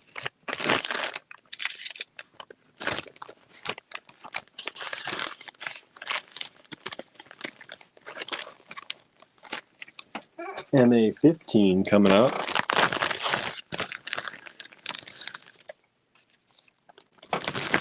Dominion says, I like these, but I don't need them. If we only bought the things we need, that's not what this show's about. That's not what beading is about. What, are you crazy? That's not what being an artist is. You don't just buy the things we need. Oh my goodness. You need water, you need food. Beads are special. Beads are something you buy because you fall in love with them and you use them and they make your life happy. Right? We want our lives to be happy and joyful and filled with beautiful things. MA15. These are kind of like a rice bead, a larger rice bead. There are 2 strands of these available.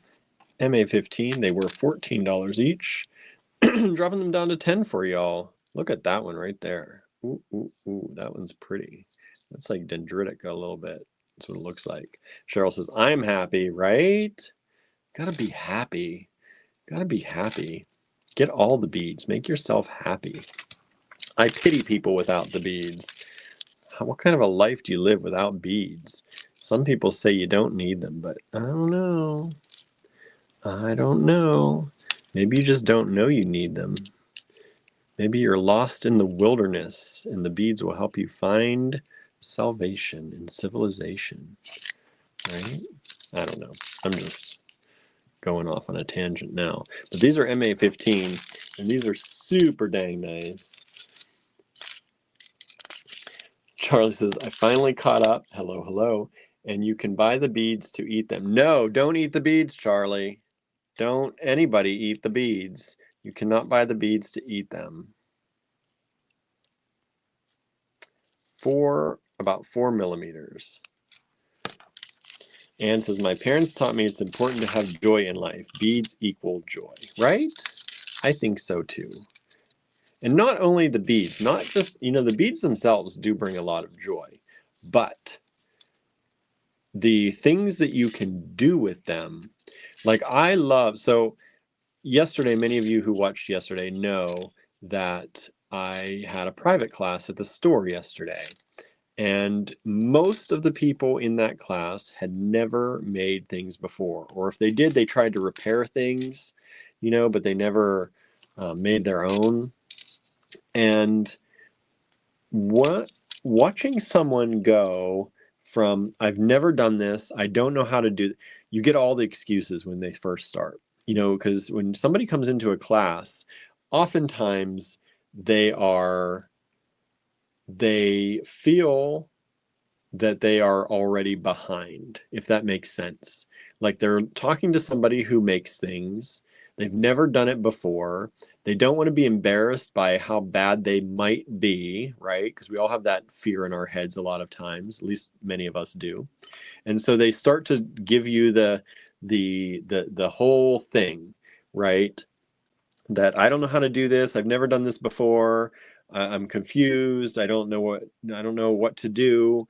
I don't know how to design. I've never designed anything. So you get all of that. And through the process, it was 2 hours. This was a 2 hour class. And so through the process of sitting with them, designing with them, working with them, showing them how the tools work, how the crimp tubes work, all the stuff you all mostly do already, you watch them change.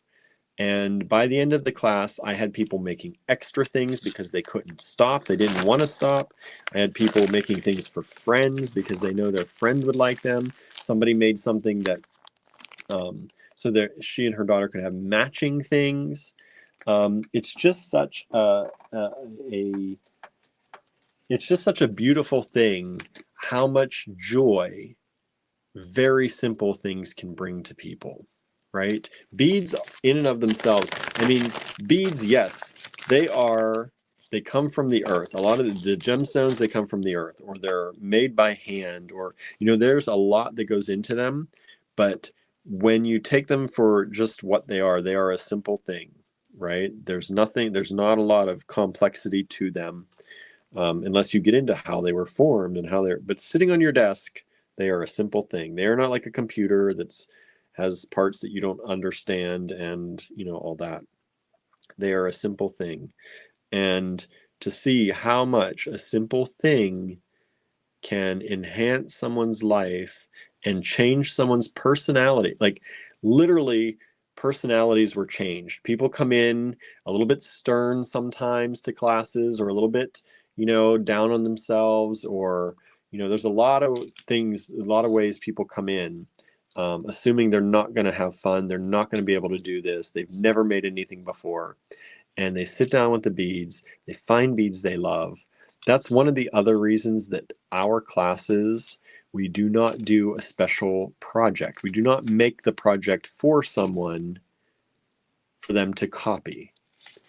These are the actual tube beads that I found. So if you were looking for tube beads during the Total Request Lives, this is what I've been able to find. And they aren't big hole tubes, but they're tube shaped.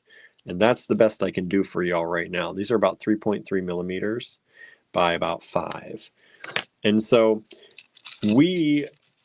I tell people when we start classes, and people are like, I'm so overwhelmed. The store has so much in it. I don't know what to do.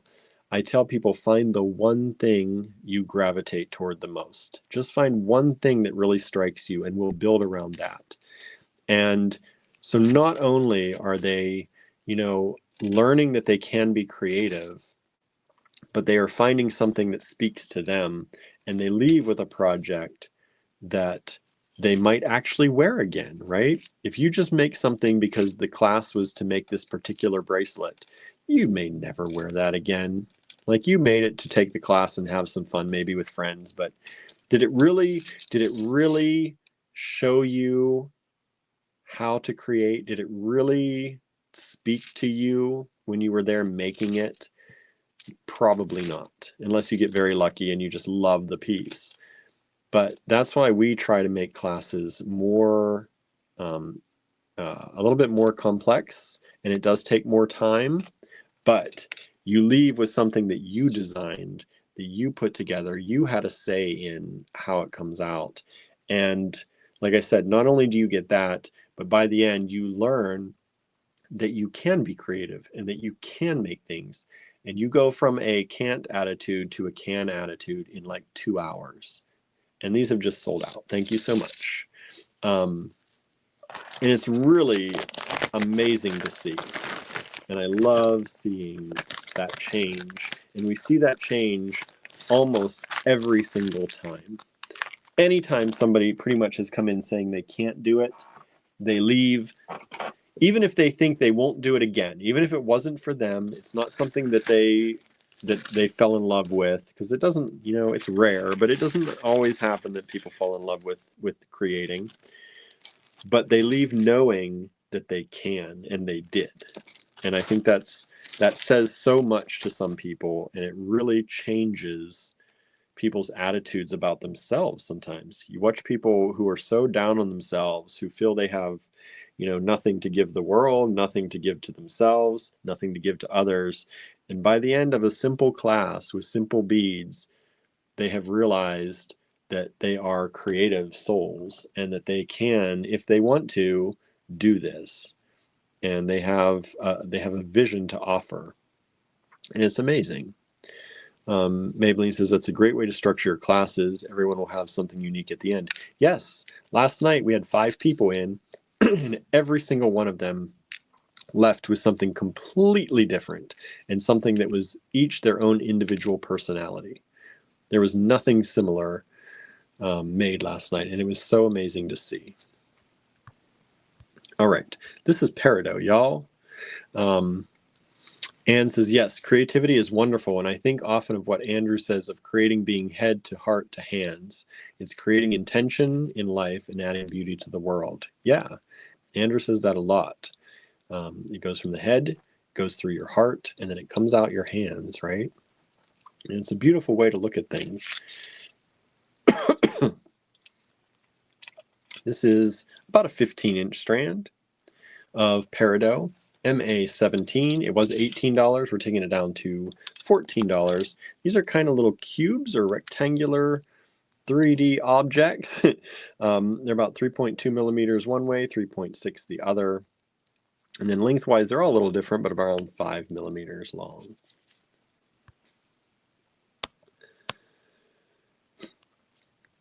Dominion's trying to get back into art and being creative again. Don't try. Do. Just do. Take one thing and just do it. One thing. Take a piece of paper and draw something. Take a piece of paper and write something. Don't try, do, right? Was that Yoda? Who was that? Don't try, do. MA17.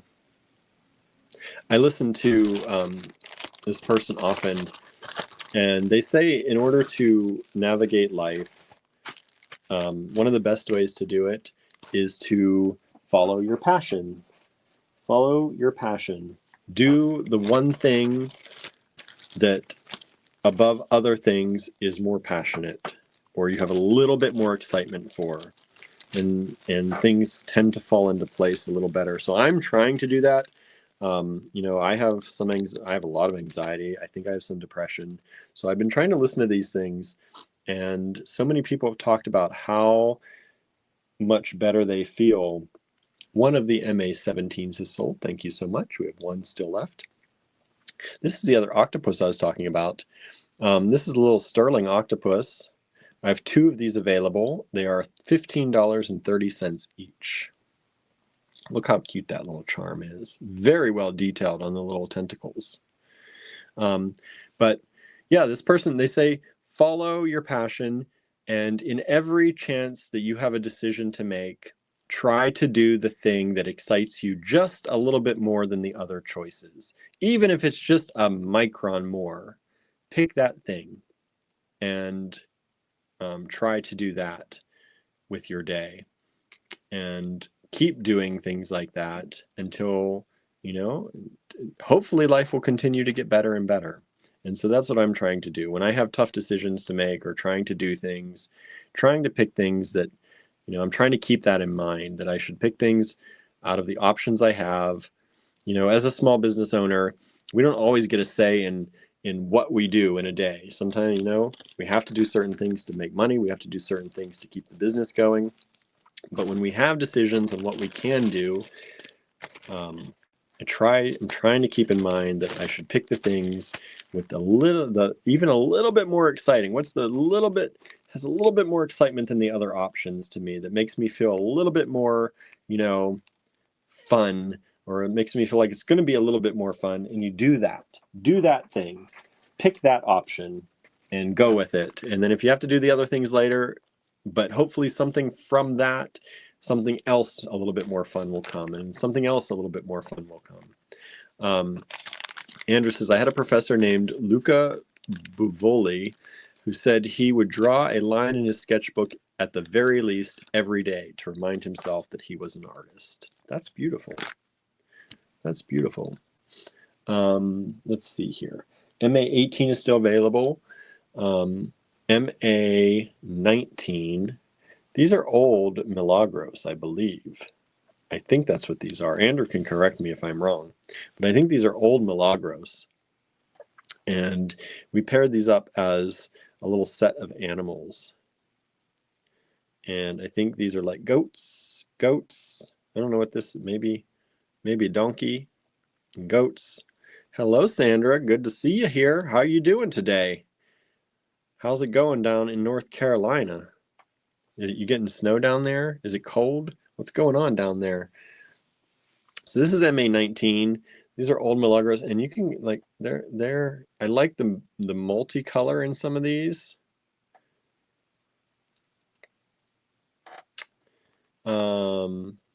Those are cute, Suzanne, aren't they? They're super cute, I think. And I like they're distressed a little bit. A lot of the Milagros we get now are like, they're very gold, very silver, very coppery.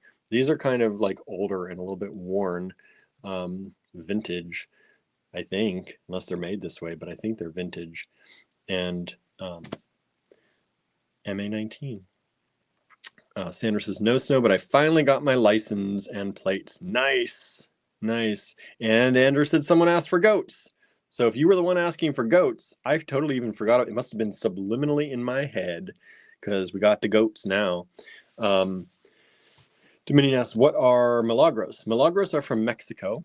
It translates to miracles. And people use these as ways to connect to prayer sometimes. So if your goat herd is having issues, you might use these to connect to prayer, to pray about your goat herd. If there, and milagros come in there's tons of different milagros, all different shapes. Sometimes they're corn shaped for your crops. Sometimes we have arms, we have legs, we have lungs, we have all different kinds of things. We have cars. So they use them to pray on. They use them in their altars. And so it's really a cool thing, but it's to help connect a kind of a tangible thing, I think, to prayer. So you have both the physical and the mental energy going into that. And it kind of brings it all together. It's a really beautiful thing. And this has sold multiple times over. So thank you so much. And it says they have milagros for everything. It says, I've got a pregnant lady one. Yeah, they have pregnant ladies. They even have like breasts for breast cancer, or if you're having issues. There's all different kinds. Lungs, lung cancer, lung issues, asthma. There's body parts. There are things like I said, cars and animals, and yeah, tons of stuff. Crops, different kinds of foods. Andrew said, those are vintage. I bought them in a trading town near the border. Nice. Sandra says, we don't get a lot of snow here. That's nice, I guess, maybe. I like a little bit of snow. All right, I've got one strand of these luscious mixed smooth rondelles. Look at the colors in there. Look at the stones. Even some opalite. Look at that opalite glowing right there. But look at all those stones in there. I'm not going to say that some of these aren't dyed. I have a suspicion some of them might be, but there's a lot of good stuff in here, though. A lot of good stuff. And they're super fun. One strand, it was $16. It's now $14. This is a 16-inch strand. And these are 9mm smooth rondelles. Sandra says, very pretty, right? They are pretty, super pretty. Reminds me of Jelly Bellies. Yeah, right? But in stone form, think of the things you can make with those. That would just be, just restring it and make it into a bracelet. Look at that. You know people like those jelly bracelets, those colorful, beautiful bracelets. You can make a bunch of bracelets. Put some spacers in there, add a few other stones. You get a lot out of that one strand. Sandra says, yeah, I would like some snow, right? Don't eat the beads. Don't eat the beads, y'all. Oh, sorry. My Instagram is stop. I don't know why it stopped the video, but now the comments are coming in. Charlie was saying, but they're called rice beads. Don't eat the and to eat the bead. Don't eat the beads. Even if they're called rice beads, don't eat the beads. It says, yep, Yoda. Do or do not. There is no try. That's the quote. Do or do not. There is no try. Right. One of my English teachers in high school, very, I don't want to say strictly, but pointed out a lot of people say, I'm going to try and do this. But that is not what you should be saying. It's you are going to try to do this, right? You don't try and do, you do.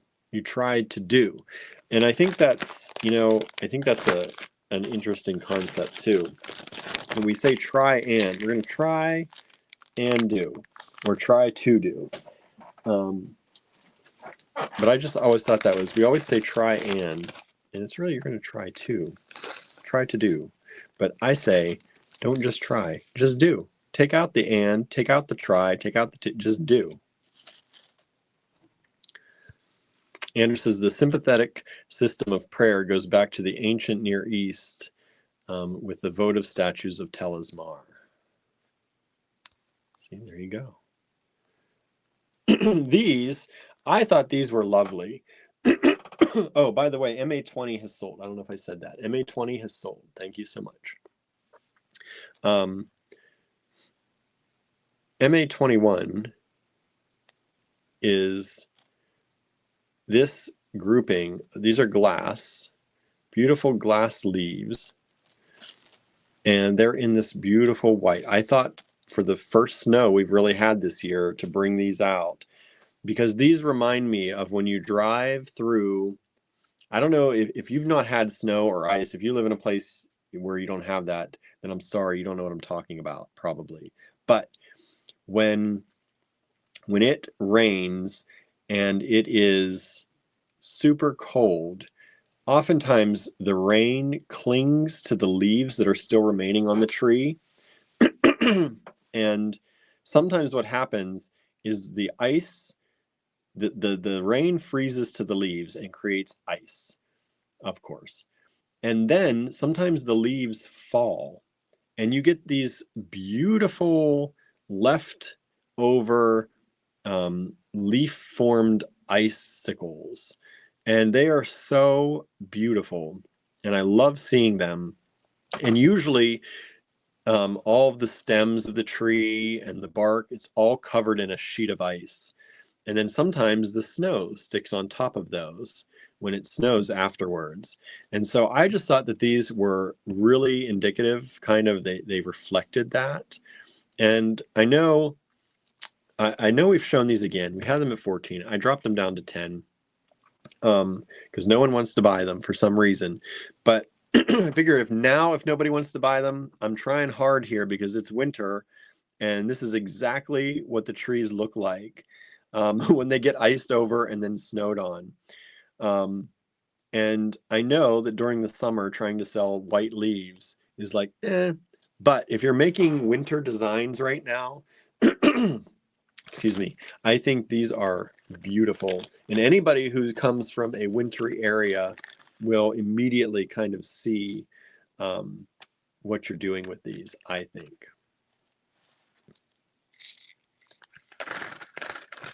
So there you go. You get a bunch of them. You get the whole lot. It's the whole bunch of them for 10 bucks. MA21. Everyone's saying there is no try, only do. Vicky says, no, try not, do or do not. There is no try, right? MA22. Oh, we just sold MA21. Hallelujah. Like, it could burst out into song right now because I know I've tried to sell those leaves a number of times. It just takes the right time. It takes the right timing. Everything has a season, right?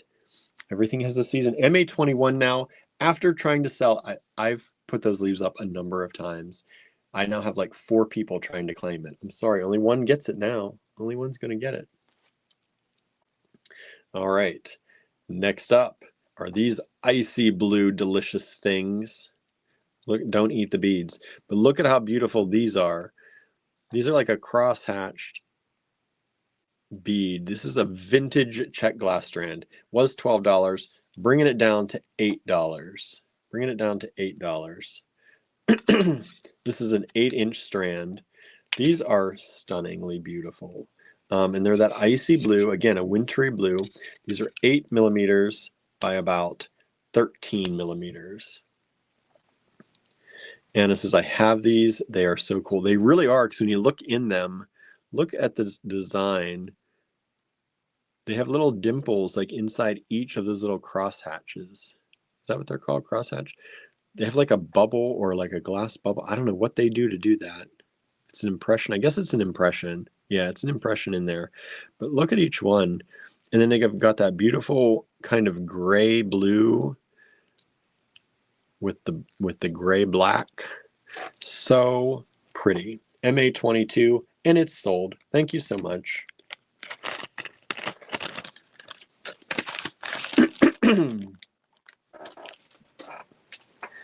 MA23, if you like the old Milagros, I've got another batch of them here for you.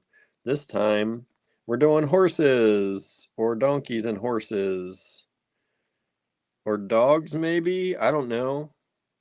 I don't actually know. Maybe they're dogs. Whoa, where'd you go? Where'd you go? There you are. They're blending into my carpet color. Susan is here. Says better late than never. Hello, Susan. Thanks for hanging out with us today.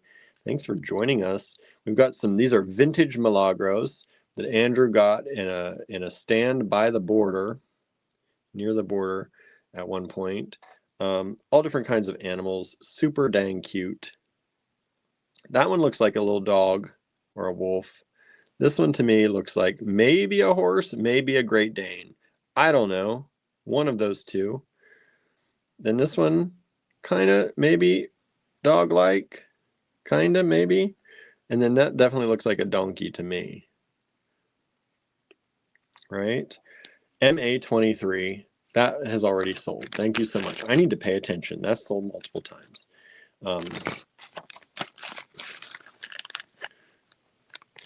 There we go. MA24 coming up. These are cute. I don't think these are,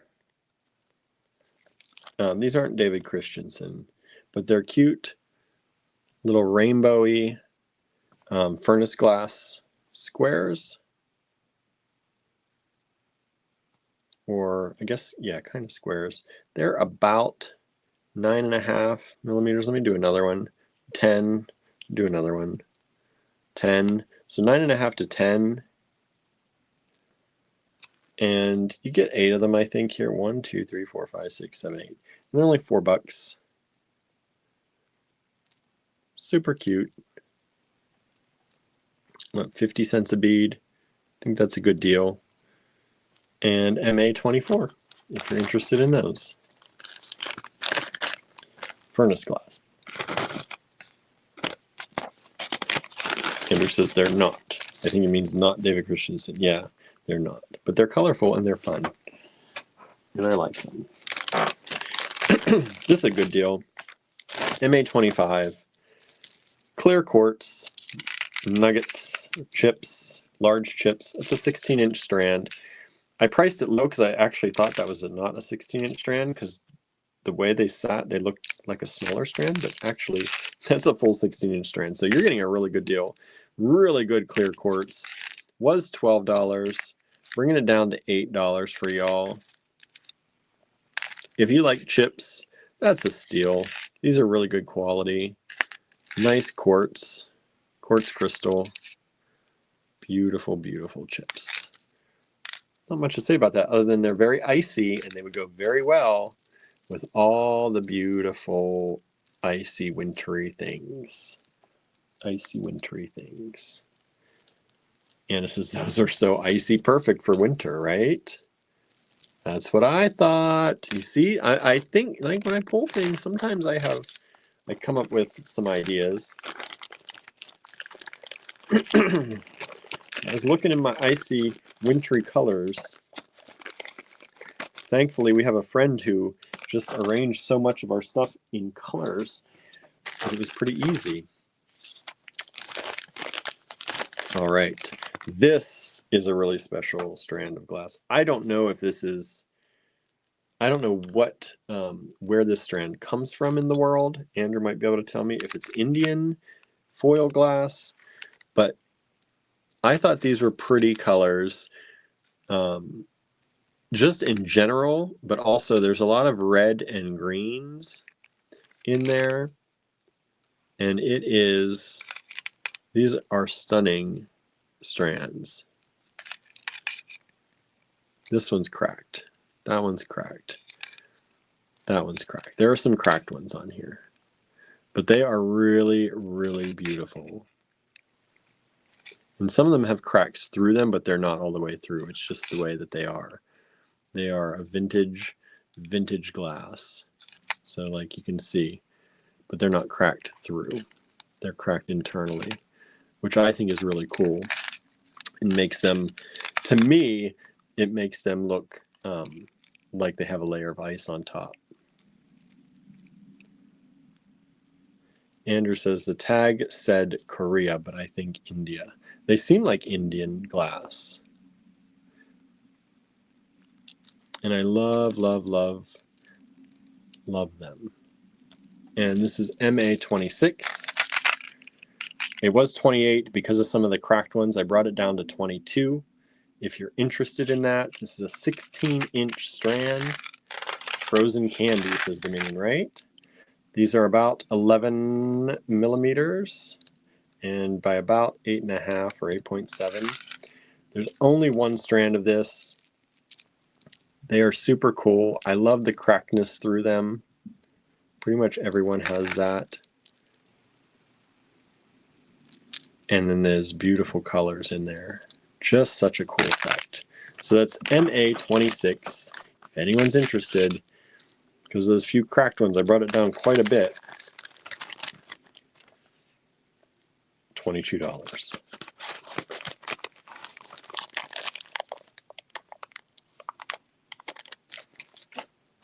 All right. MA27. We have this. This is by that other artist that we were talking about earlier. That Andrew said I had the name upside down. But I still can't read it no matter what. I don't know. But we have a few pieces of their work. And these ones go this way. We had some taller ones before. I think they were $4 each. These are $3 each. And there are two of them. And these are about 8.5 millimeters by about 39. We'll say 39. MA27, $3 each. I think they're cool. Super light, could easily be earrings. They sound nice too.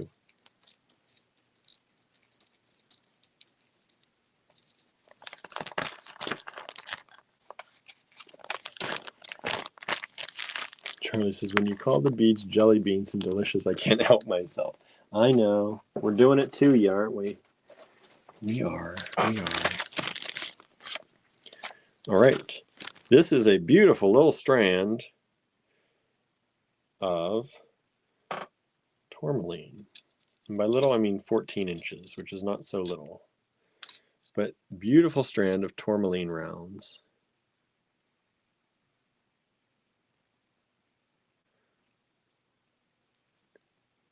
How nice are those? Super, super nice. And these are about 4 millimeters. 4 millimeter little rounds. Was $16, now $12.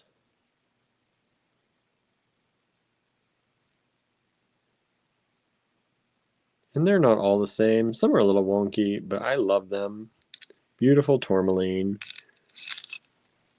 And we just sold both of 27. Thank you so much.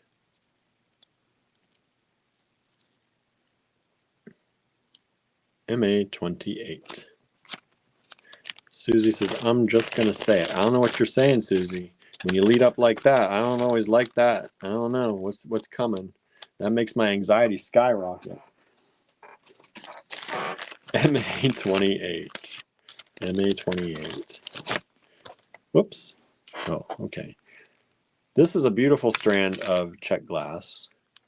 I think it's check glass. It's some kind of glass. And look at those. Love, love, love this strand. You're working with blues for winter and silver, silvery blues. Look at that. This is a huge 16-inch strand, 6-millimeter rounds. Was $8, which is low already. Was low. And then we have down to $6. Okay, Susie says, but one of the things about the lives is the sound of the bags crinkling and the tinkling of the beads, right? You gotta have the whole experience. Gotta have the whole experience. Very pretty color on MA29, says Susan, right? It is. That's a bright blue. It's beautiful. And then you've got that. They're actually clear, but sometimes they're more silvery. I think they have a silver. You can see kind of the silver, almost like a, oh, what am I trying to say? Like we have spun beads that are like that. I forget what they're called. But they spin on the silver or the other color, and that's what that looks like. You can see it on the blue. So I think some of the silver is also on the clear parts of the beads. I forget what those beads are called though. Something about spinning. Spinning, spun, something. Can't remember. But MA29, it's a good deal. It's a really good deal. One strand available. MA30. These are fun. So these are a grapey core. Did we have these the other day? I think we did. A grapey core. I don't know if they were in this kind of pyramid, double pyramid shape. But you get all 1, 2, 3, 4, 5, 6, 7, 8, 9, 10, 11, 12, 13, 14, 15, 16, 17, 18, 19. You get 20 beads. You get 20 beads for $10. And this is a vintage check. And it kind of looks black, but they are grapey. When you get a clear or a less saturated portion of it, like right there, you can kind of see there it is, the purple. Really pretty check glass, MA30. 20 of them available, $10 for 20. That's a pretty big strand, probably. I don't know what that would be worked out, but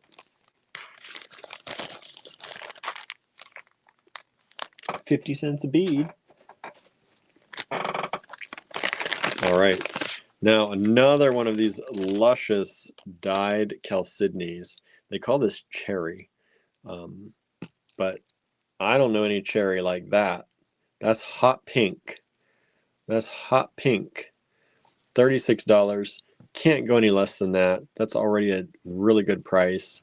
And these ones are even better than the other strand, I will say, as far as how colorful they are. Just depends what you like. The other one was more red. MA28. 28, what was 28? 28 has sold. That was the the tourmaline.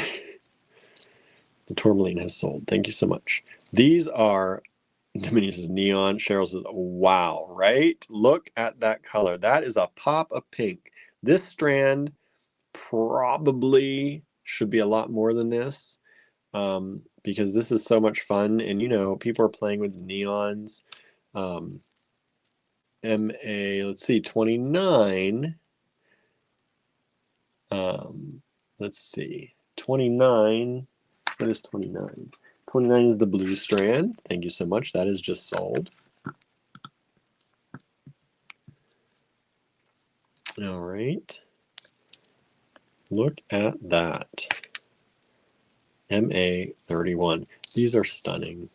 These are really, you're not, where are you going to find that? Where are you going to find that again? These are vintage strand. These, Sanders asking, what other pink and what size? Yeah, you missed the other ones. So these are approximately 9 by, usually they're pretty similar, 9 by, let me if I can get this up here. Come on. These are always a hard shape. These are about 9 by 9 millimeters.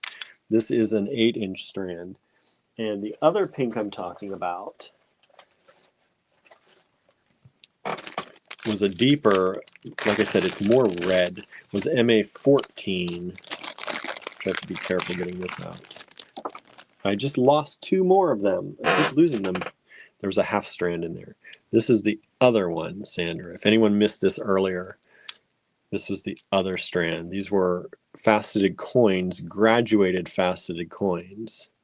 So this is MA31, and that's MA14. Both of them so far have not been claimed.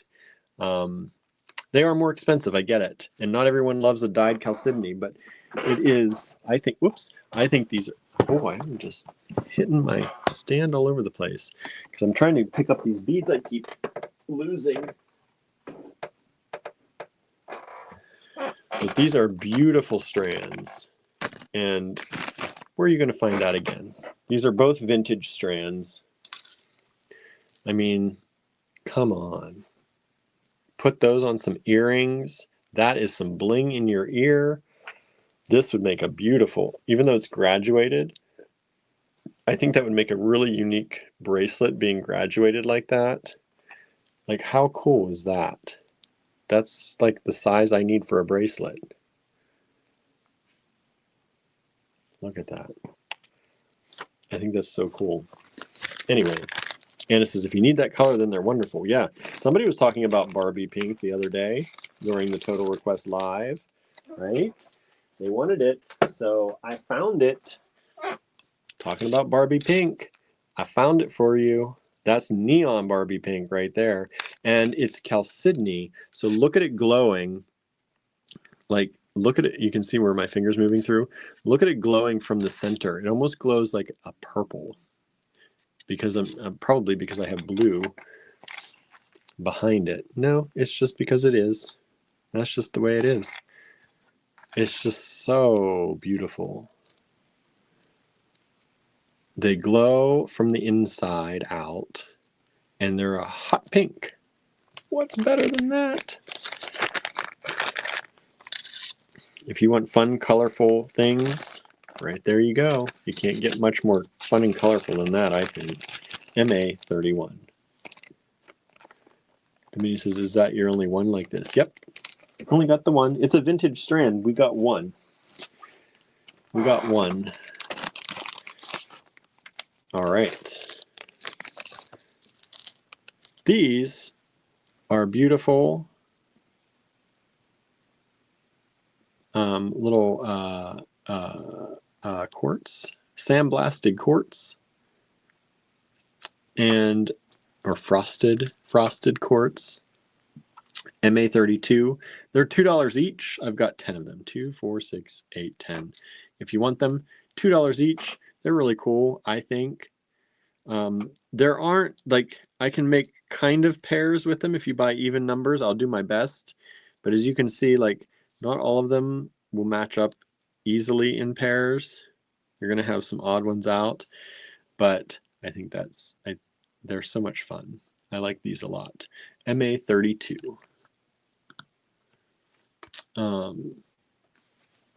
Susan said, the gentleman who owns my hairdresser's salon goes all out for the holidays. He's decorated the ladies' room in Barbie pink, and I've been told a large pink wreath and tree are forthcoming. That's pretty awesome.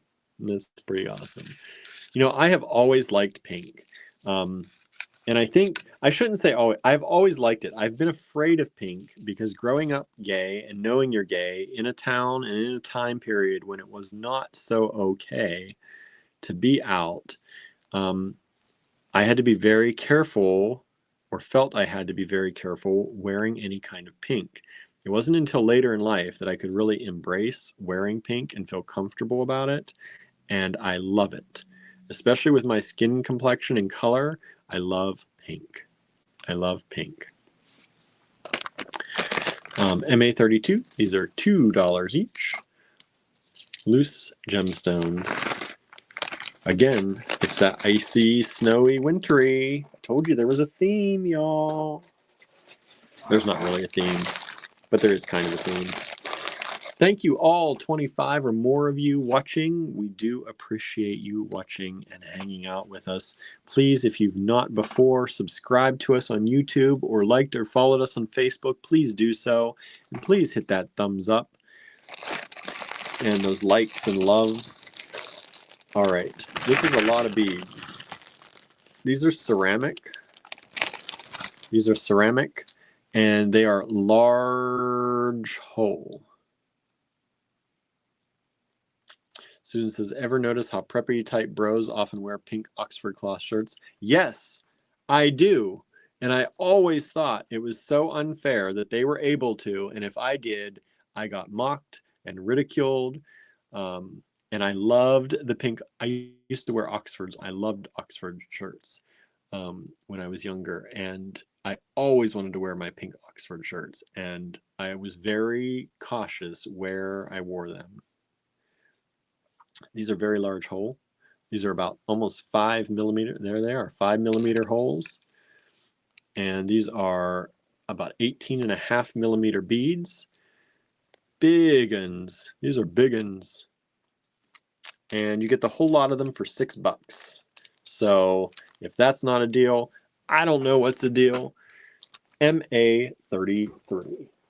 MA14 has sold, by the way. That's that graduated faceted coin strand of the chalcedony. So thank you so much. That means only the bright, bright pink strand of those faceted briolets are still available in the chalcedony. And it says pink Izod shirts were popular during the preppy era in the mid-80s. I know. I know. I lived it. I lived it. But being gay and hiding that fact, or you know, I wrote a post about this, is that looking back on things, if I probably would have just come out, I probably would have gotten less ridicule for everything. It's when you hide yourself away most of the time that I think people can sense that. But you don't know that when you're a kid. You don't know that all the time when you're an adult. So that's what it was. So I didn't wear my pink until later in life. And now I love pink. We have 2 of these. These are bronze butterflies. Bronze butterflies. MA34, $8.10 each. They've got some texture on the other side too, so if you're going to use them for earrings, they would be lovely. And these are bronze. What more can I say? Beautiful bronze butterflies. $8.10 each.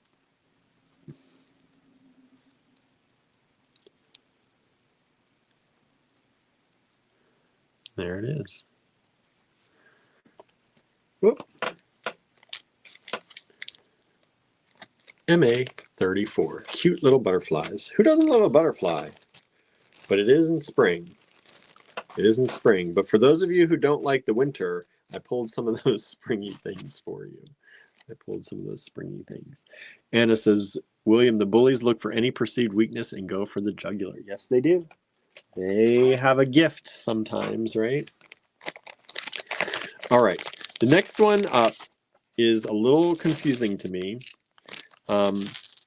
I think it's meant to be a faux, like an artificial pineapple quartz, because it's got some of that, that look to it. They might be glass, but they are cool to the touch. They're like that room temperature cold to the touch. So I was talking with Andrew, and it might be ground up quartz reconstituted into glass, because generally glass is warmer. It's not cool like gemstones. If you know that trick, you can sometimes tell gemstones from glass by the temperature when you hold them. And so these are a little confusing to me because I thought they were glass at first, and I don't think they are. I don't believe they are pure gemstone. And Andrew wasn't under that impression either, but they feel like gemstones to the touch. So I feel like he said that they might be, and I kind of agreed, a reconstituted kind of quartz in some way. So whatever they are, they're beautiful drops, and they have almost some opalescent qualities to them. If you can see, like right in here, they're kind of opalescent. There's another one right in there, and they're just so like mysterious and otherworldly when you look at them. I don't know what they are.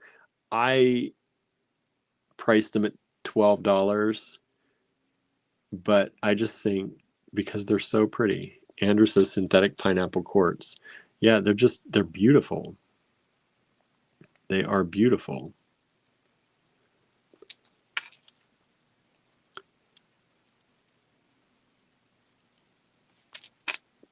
So if you like that, like I do, it's MA35, $12 for all of them. 3, 6, 9, 12. 12 beads. These beads are approximately 18 millimeters by 24 and a half. And if that were on a strand,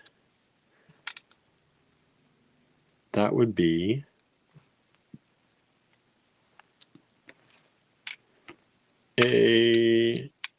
just about a 12. It's about an 11 3/4 inch strand. 11 3/4 inch strand. Somebody just tried to buy MA14 again. I'm sorry, that one has already sold out. That one sold out. So this is MA35.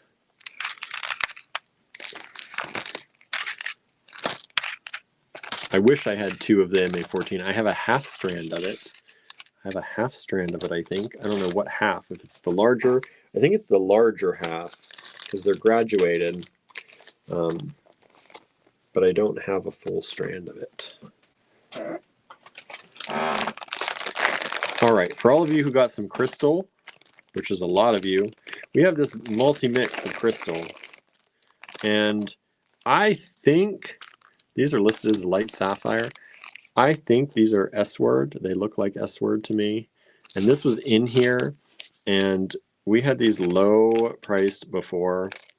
So that in and of itself is the deal of the century. And then you get all of these too. You get all of these, which are not S-word, but you get a home mix for $4, y'all. $4.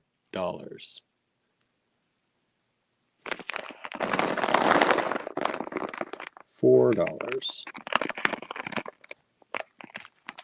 So those in there with those was $6. $4, done. That's going to sell. I'm taking it away because I know it's going to sell because those S-word are worth more than that anyway. More than that anyway. Hasn't sold yet. It just sold. I knew it. I knew it. People, you know it. You know what's good. These I love so much. They're little triangles. Andrew says too cheap. I know, but that's the price we had on it before when I tried to run it and it didn't sell. That was a reboot. That was a definite reboot. I was like, it didn't sell? Why didn't it sell? I don't know. I don't know. MA37. These are so cool. Someone else just tried to buy MA14. Y'all, MA14 sold out. Some of y'all may be watching this in delay. Make sure you're up to the live part. We are still live, at least now I am.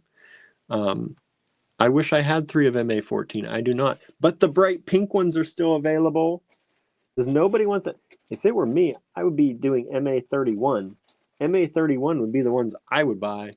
They are still available. Bright pink, MA31. Get the bright pink ones. All right. So these are cute. And they're $3 for the set of 5. And they're just, I don't know. There's something about these that I find very charming. And they're strung, or the holes go lengthwise on these. So they're just beautiful little glass.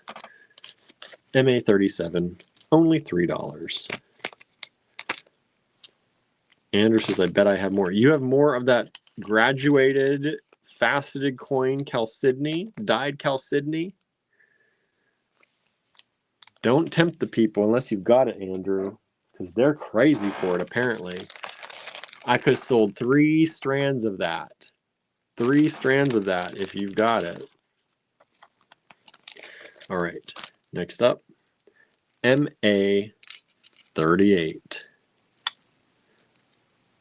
MA37 reminds me of spring flowers, says Susan. I know, right? I told you some of this is spring. But look at this. This is beautiful glass. I think this is vintage check.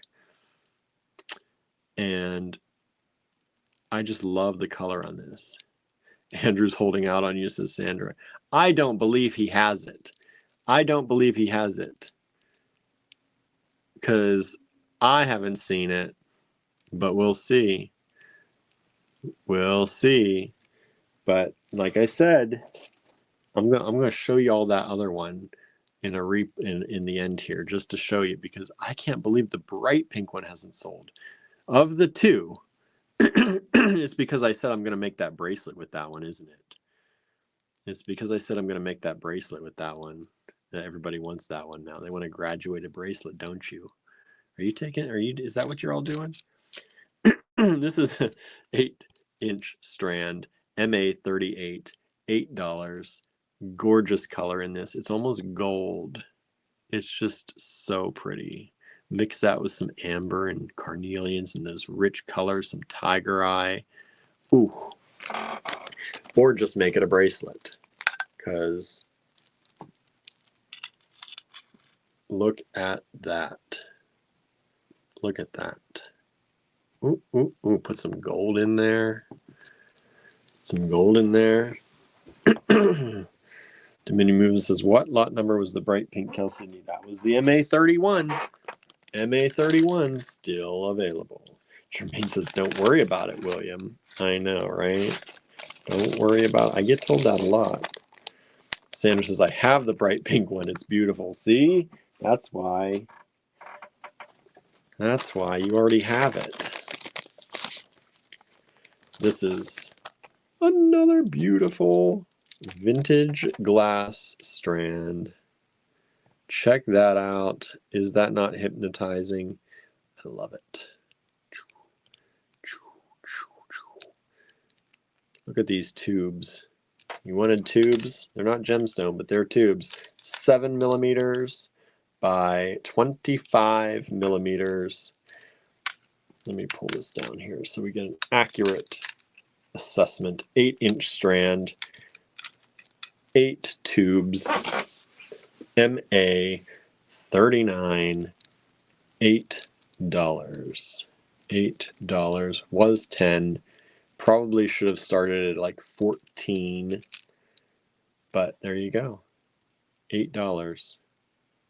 I love them. Just saying.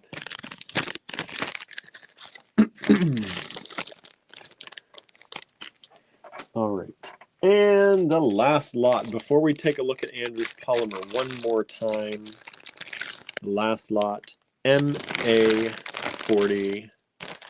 Oh, 39 just sold. Thank you so much. MA40 are these.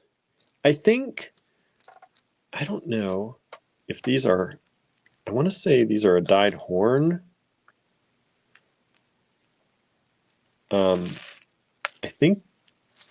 think Andrew said before these were dyed horn. I could be wrong. Andrew could, if he's still watching, he can tell me. But you get this whole tube, and you get the tube. This is a wild glass tube. It says El Producto on it. And it's just for that tube alone. And it says, I have those. Yes, they are horn. That's what I thought. They're very, very, very light. And you get the whole tube of them. Aren't they cool, Anna? And you get the tube. I'm going to send you the tube, maybe, if it fits in the box. No, I'll do my best to get you the tube, too. That's not an easy thing to ship, though. But look at that. And MA40 has just sold out. That's sold. Thank you so much. All right. So I'm going to show you MA31 one more time because I think y'all fell asleep on that or something. I don't know. It's so bright. I don't know how you fell asleep on that. But MA31 are these. Look at that. Look at that, everybody. You don't like that? You don't want that in your life? I want that in my life. I guess I'll be okay with keeping it because I will make beautiful earrings out of that. Or maybe a beautiful bracelet. Put some silver or some gold in there with those. I will make that into something and sell it. No problem. But I think it's like I thought of anything tonight that was going to be the one that I was not going to question whether it sold. Honestly. It's all right. It's all right. We all got different tastes. Now, let me show you Andrew's polymer clay of this evening one more time in case you tuned in late and you didn't see it. I reviewed the polymer clay from yesterday. We had a few more claims on that, and he came out with some new ones today. So I'm going to re-show those in case you're just tuning in or tuned in late and didn't see them at the beginning or kind of the middle of this show. This is MA1. We sold a bunch of these. I don't know if I think we have one or two of these left.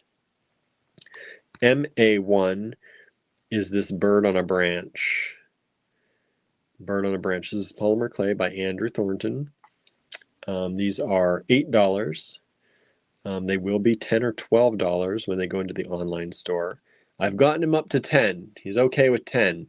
We'll see if we get him a little bit higher than that because I think they're worth more than that. MA1, $8. All right.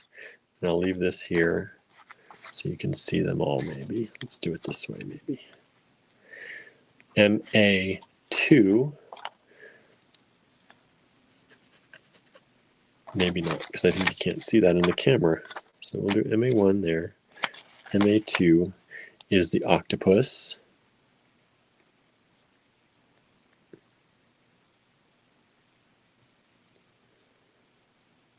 Super cool. Kind of looks like an old coin, the way he did that. And then MA3 is the mermaid, very detailed mermaid. Great face construction on that for such a small mold.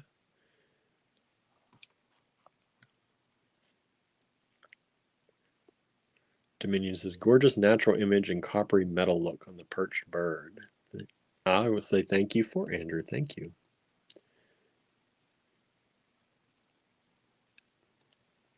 And then MA4 is the heart, which is just so, I love it. It's so old-fashioned in the best way, right? Vintage, old-fashioned in the best way, whether you want that for a Valentine's thing or a Christmas thing. I think it's perfect for both of those. That's MA4. So MA1, MA2, MA3, and MA4. If you didn't see those at the beginning, you've seen them now. So thank you so much for taking a look at those again. And I think that's what I've got for tonight. So let me flip this camera around. It just takes a little while to do that. Let's see. Do I have a big upper lip? Did my upper lip swell? No, it's not too bad. All right, everybody. Ooh, my hair got wild though. Thank you so much for tuning in. I had a great time hanging out with you and philosophizing with you tonight. Anyway, talking small business, talking, you know, things. Oh, there is something I forgot to show you. Let me flip the camera back around real quick. It's a new thing we're going to start working on. So I told you we got a lot of boxes in the mail lately. And some of those boxes, let me show you. I really don't have to show you, but I'm excited to show you. One of those boxes is a button maker. So we started playing around with it just today. We barely had any time to play with it. We had some of that fake money that we got. A supplier gave it to us with an order. And so we cut out the face in the fake money and made it into this little pin. We're still playing around with how how it works as far as lining things up. We're a little bit crooked here, but we're going to start making these pins. This is the small size. This is, I think, 36 millimeter. No, 20. What? Huh. I think it said 36. So it's about 24. 24 and a half millimeters.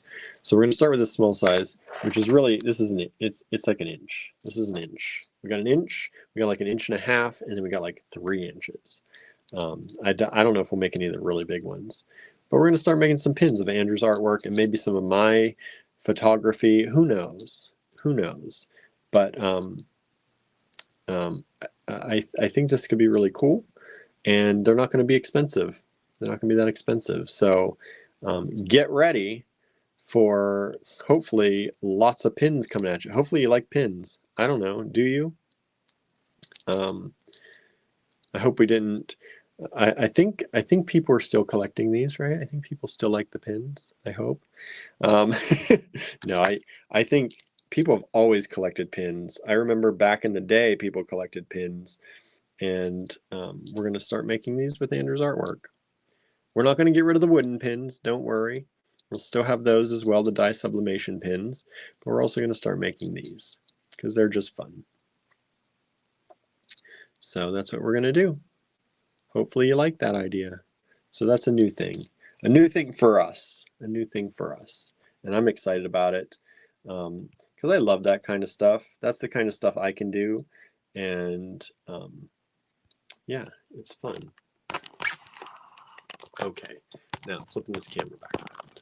Here we go. All right. I like to say goodbye. I feel weird just not. So thank you again for hanging out with us. Thank you for all of the comments, all of the claims. I will be doing the spreadsheet and invoicing tonight, just as soon as we finish this. So thank you for hanging out. Thanks for a great night. And I hope you stay warm and cozy, or cool if you're in a place where it's still hot. Not here. And have an amazing evening, and we will see you back here with something new tomorrow. Bye, everybody.